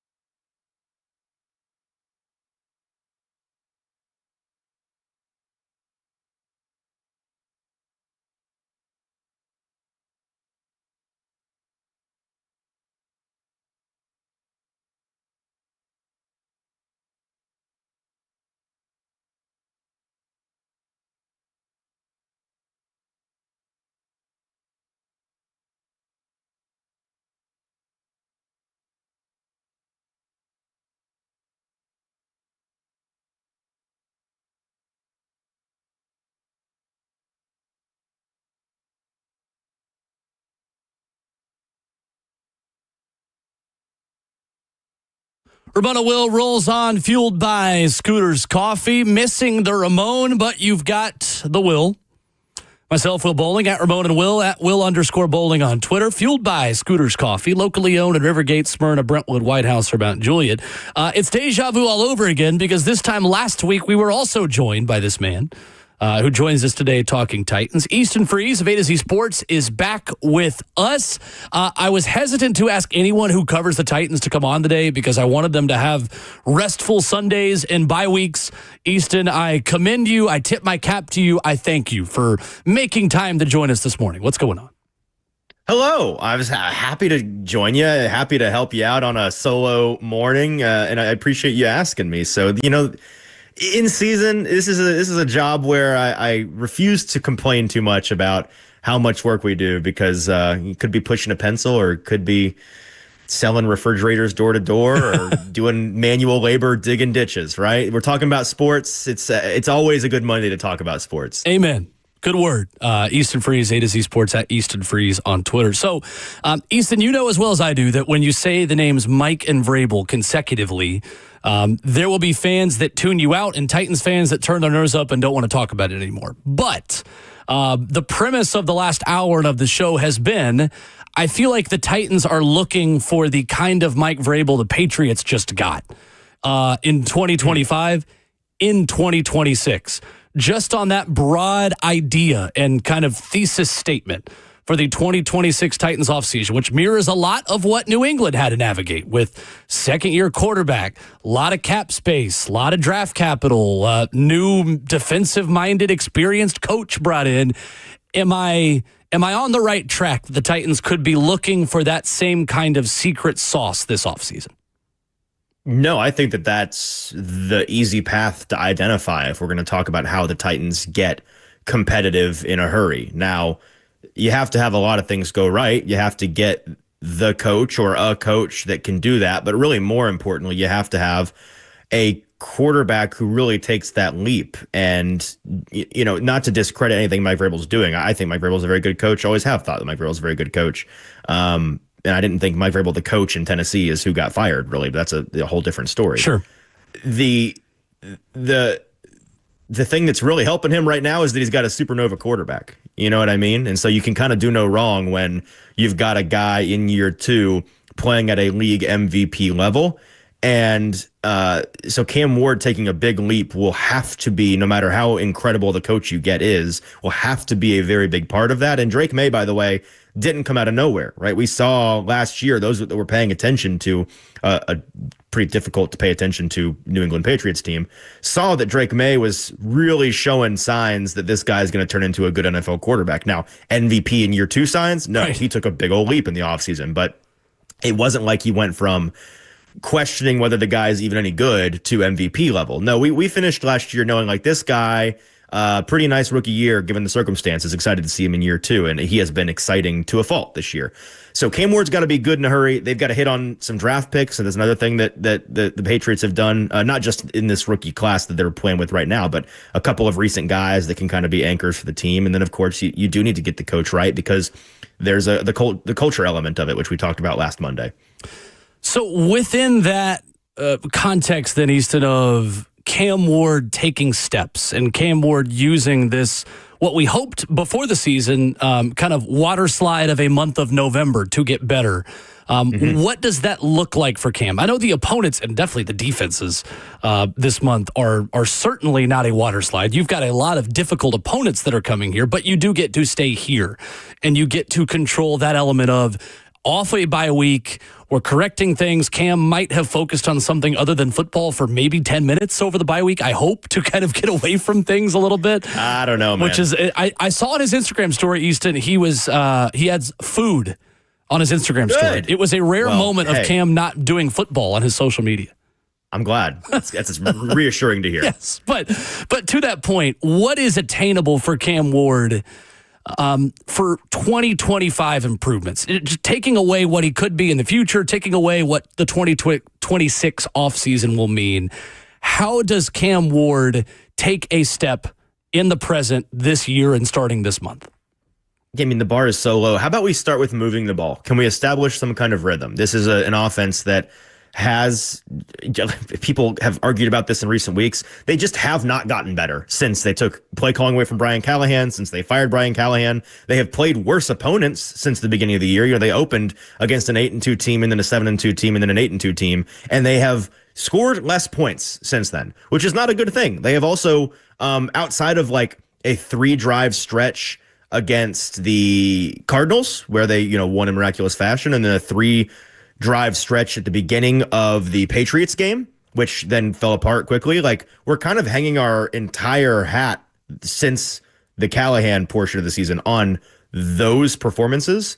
And 3 nice drives in a row, and nice is being used like prohibitively. Like against the Patriots, everyone went crazy over 3 drives that were like moved the ball barely into field goal range and scored a field goal, scored on an explosive play, and then moved the ball barely into field goal range and scored a field goal. Not exactly revolutionary. Like that's how low the bar is right now. They need to do more than that. So down the rest of the stretch of this season, can we see, and I don't even care if it's in garbage time, man. Like at this point, just no matter what the circumstances in the game, I want to see Cam Ward and the rookie gang on offense and the offensive line that I think is continuing to gel to show some signs of competence. I guess now as my face is finally on the screen. Hello. I'm wearing a hood because I'm freezing in my house, by the way. There's no heat on the coldest day of the year in my place. So you know what? It's fine. We'll soldier through. That's awful. Not the end of the world. We're getting that fixed right after this. So, but yeah, just move the ball is really where I'm at right now. And then we can talk about maybe scoring more points and stringing together better passer rating game. Like those are steps I don't think we have the luxury of being at yet. Sure. Easton Freeze with us, A to Z Sports at Easton Freeze. You can tune in 104.5 The Zone TV to see him as well. Facebook Live, YouTube, Twitter, or Twitch. So Easton, the Fernando Mendoza conversation and the draft position of the Tennessee Titans being at number 1 after the things that bounced their way in the bye week. There are so many different layers to how the Titans could use high-level draft capital to kickstart a rebuild. I want to start with the simplest part of it. Is there a world where the Titans seriously consider drafting Fernando Mendoza, in your opinion? Not what they should do, not what could. Like, is there a world where that could be discussed in that building? Discussed? Yes. Considered? Yes. Seriously considered? No. And I got crucified for this on Twitter a couple of weeks ago when I correctly predicted that if things continue apace for the Titans and they get the top pick again, it will be a conversation. And what I meant by that was the Titans internally will have to say this, maybe, and then cross it off. And then it will lead First Take throughout the spring, and it will be on every radio show. Like it will be a thing that exists. I did not endorse it as a decision. In fact, I don't endorse it because you would have to. It would be. Nick Suss at the Tennessean said this perfectly a couple weeks ago, and I'm going to butcher what he said. But he essentially said it would be the biggest reversal by far, not close, in league history. Because the closest any team has come to doing this would be the Cardinals with Josh Rosen, and he was the 10th overall pick, I believe. Yep. So pretty different when he was the 10th overall pick and not the top quarterback in that class. He was a unmitigated disaster as a rookie. They then changed coaches, if I'm not mistaken. So like everything changed, and they had the first overall pick in a class where you had a Heisman winner quarterback coming out that was a no doubt first pick. So that was a really extreme circumstance. That's not going to be the case for the Titans again. It would also be, going from first pick to first pick, which you just can't. You cannot do it. So I don't think they're going to do it at all. And so that's kind of my follow-up question then is that up for discussion based off of the final games of this season? Like, is there a controllable to where Cam Ward can influence that decision in the positive standpoint where he plays well enough to just put that to bed? Is there a world we could live in where Cam Ward plays poorly enough, Easton, over the end of this season to make the whispers about Fernando Mendoza in that building louder? Or is this just a nope, regardless of what happens, he can complete, like 40% of his passes and still be the guy? Like, is there a controllable margin that we could live in where Cam Ward's play dictates that decision for the rest of this season? I mean, technically, yes. The him putting it to bed part is very easy. Like if he has one good game, that will all but do it. And even if he has no good games, but they still win a couple games and don't get the first pick, that will also do it. I'm trying to think of the scenario in which they would he would have to. His next 8 games would have to be the worst we've ever seen. Yeah, they'd have to be so he would have to get worse. Unbelievably bad. Cam Ward would have to get benched this year. That's step one. Okay. There's no world in which he finishes the rest of the year and they still do it. Right. We would need Brandon Allen football to even begin to consider it. Oof. Yeah. Again, I'm on the record. I think it's crazy. I think there is no chance. I think that he could be awful the rest of the year. And the goal is still going to be to replicate what you did 10 years ago, isn't it? That the fact that in 2016, the Los Angeles Rams paid you a king's ransom to go draft Jared Goff, and you built a team and roster out of, with a quarterback that you had just drafted. This time it was number 2. Now, obviously, it's number 1. And then you went to the AFC Championship game with a lot of those pieces. Like, that is the pathway, isn't it? Yeah, absolutely it is. And Austin Stanley on our morning show at A to Z Sports this morning was talking about the parallels there of how it was, 10 years ago. It was a year where they fired the coach and then the interim named Mike took over. Now, unlike that year, I don't think the interim is going to get the head coach job. Right. In fact, I'm pretty certain he's not going to get the head coach job. But then you get the number 1 overall pick and somebody trades for an opportunity to draft the quarterback that played at Cal, which, could be the Mendoza. So it is kind of funny how that works out, huh? Yeah. That's great. The Titans no longer have Quandre Diggs on the defense. Asked for his release, granted release. What does this mean for Kevin Winston Jr.? Is he a full-time starter, mostly full-time starter for the Tennessee Titans on defense? I mean, it's a Winston Jr. green light for sure. I don't know about a full-time starter. The way that we've seen this team deploy safeties the past month or so, it kind of blurs the lines between what you would consider starting snaps and it's a starting level workload. Are you technically a starter? Are you the guy on the field in their quote unquote base defense? Let's set all that technicality aside and point out that they've been running a lot of 3 safety looks. Now, this is in part because 2 of their starting cornerbacks that they began the year with are no longer on the roster, and the third is not out there. So they're playing with all backups to cornerback, and we've seen how that goes.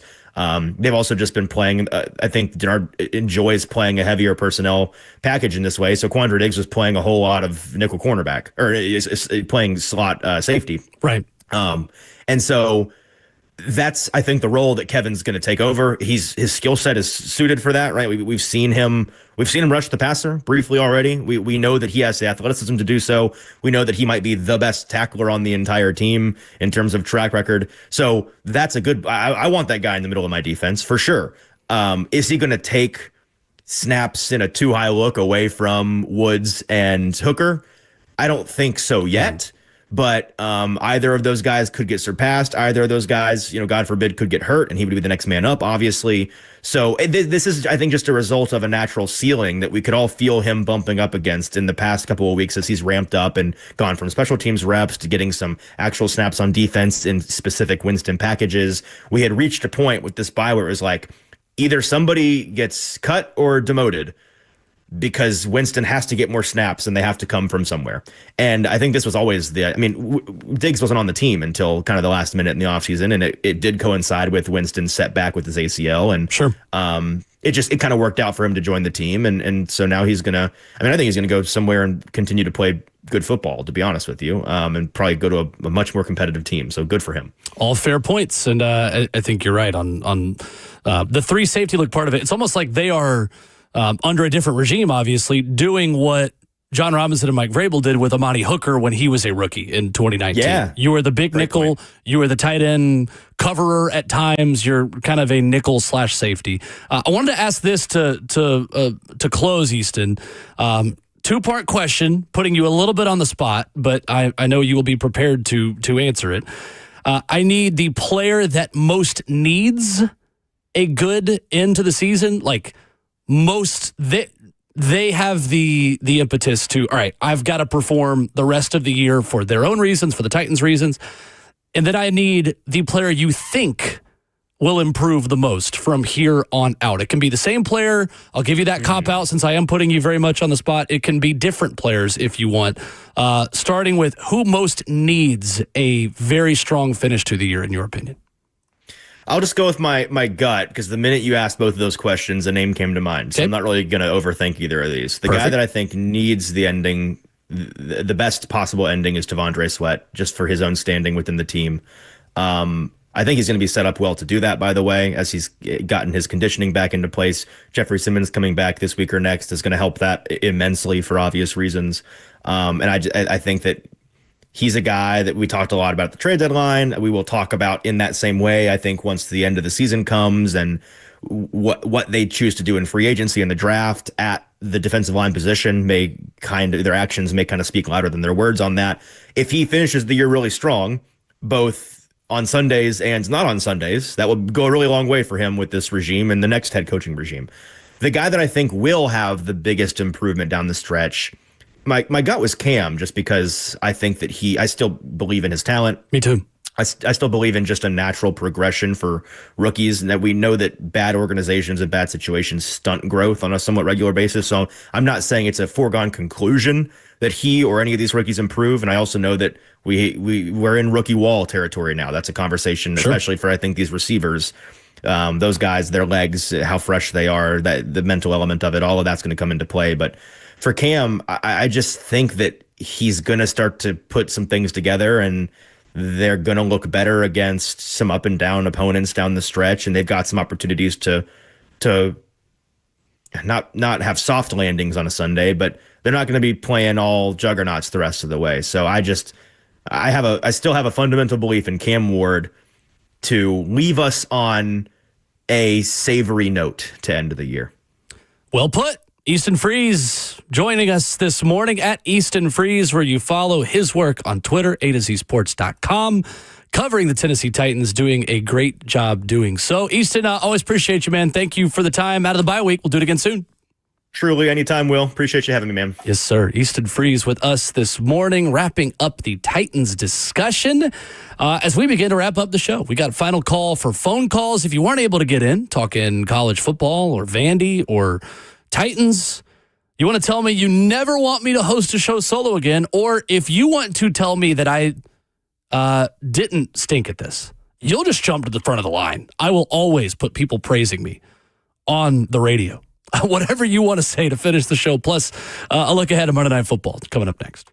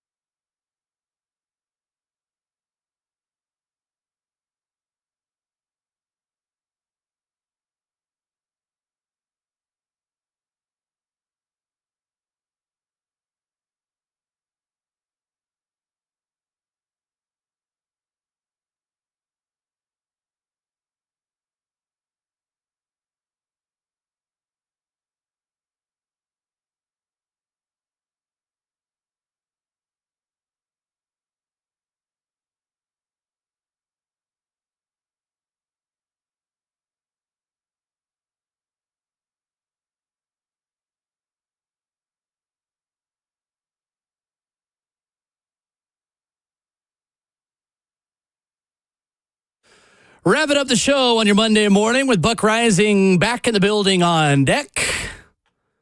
I have put eyeballs on Buck. He is back from his fancy bye week vacation.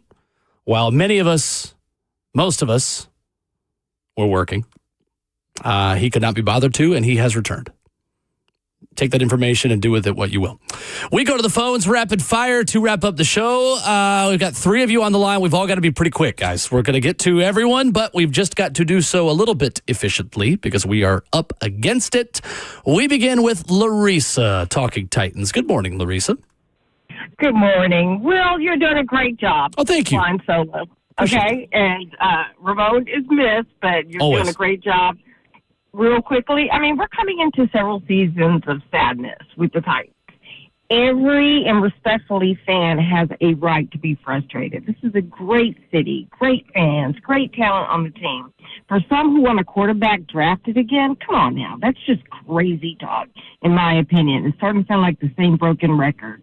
Time can be a little kind, be patient. When they rise, which they will, all the haters are going to clap back and jump on the bandwagon, if you will. But just keep the support going. It's a great city, a great team. That's all I got. All fair points. Thank you, Larissa. Appreciate the call. We go next to Mason in Portland. Good morning, Mason. Good morning, Will. Hey, you're doing a great job. Thank you. I was just going to see what do you think Vanderbilt will do in the next 2 games? Will they win out or will they lose to either Kentucky or Tennessee? Thank you for the call, Mason. Boy, I'll be quite honest with you, and I've told a lot of people this. I've not felt good about the Tennessee-Vanderbilt game from the Tennessee perspective. That changed for me last week, and it changed for me on Saturday.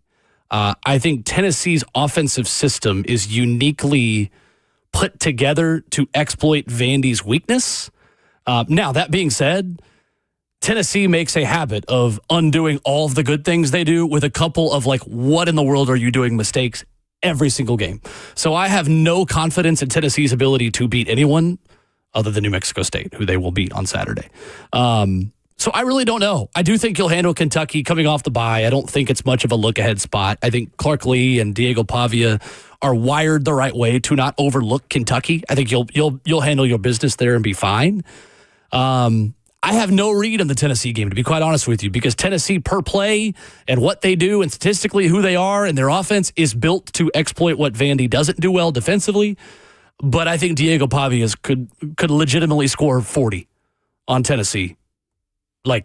Because Tennessee has never understood this season how to stop a mobile quarterback. So I don't know, Mason. Your guess is as good as mine at this point. I felt actually decent about Vandy, but with the way the defense looked against Ashton Daniels, I see Tennessee having a lot of success on offense if they take care of the ball. That's just not a foregone conclusion, though, with this Tennessee team. Ronnie in Clarksville gets the final call of the morning. What's up, Ronnie? Hey, a great show. Thank you. Question. Why do we not hear Arthur Smith's name mentioned in the coaching circles? I think we are, Ronnie. I think he is going to be a prime candidate here. Good. Yep. So you're in on Arthur Smith. Why is that? Well, we know what he can do. He was an offensive coordinator for us, and we were winning, and he's able to handle quarterbacks. Sure. And surely he's learned from his mistakes in, Atlanta and could get there's defensive coordinators out there, and maybe it's time to give him another shot. Thank you, Ronnie. Appreciate the call. I think he will be certainly in the mix. I think his desire for this job could matter. Arthur Smith being from this state, calling this organization home between multiple regimes, how much that matters to the football people, to ownership, remains to be seen. I don't think it's everything. I do think it's something. It's one of those, to quote Mike Vrabel, is it interesting or is it important? I don't know, but Arthur Smith will want this job. My red flag on Arthur Smith, again, you can make the argument that but he had Desmond Ridder and he failed with Desmond Ridder. My understanding is he was a big reason why they believed in Desmond Ridder and wanted to go get Desmond Ridder. And I don't think that all head coaches are not guilty when their quarterbacks fail. I'd have to be won over in the interview that he had learned from that experience and takes away things. Again, one of two things are going to happen for the Titans. And every time we talk about former head coaches, the question will come up, oh, but his record is yada, yada, yada. Okay, you're either going to have to settle for a former head coach that doesn't have a great record or a guy that's never been a head coach before who's got a questionable floor because they haven't done the job. One of those two gambles you're going to have to take. Personally, I'm with the caller and I'm with people in general that I'd rather take the gamble on someone who's done the job before.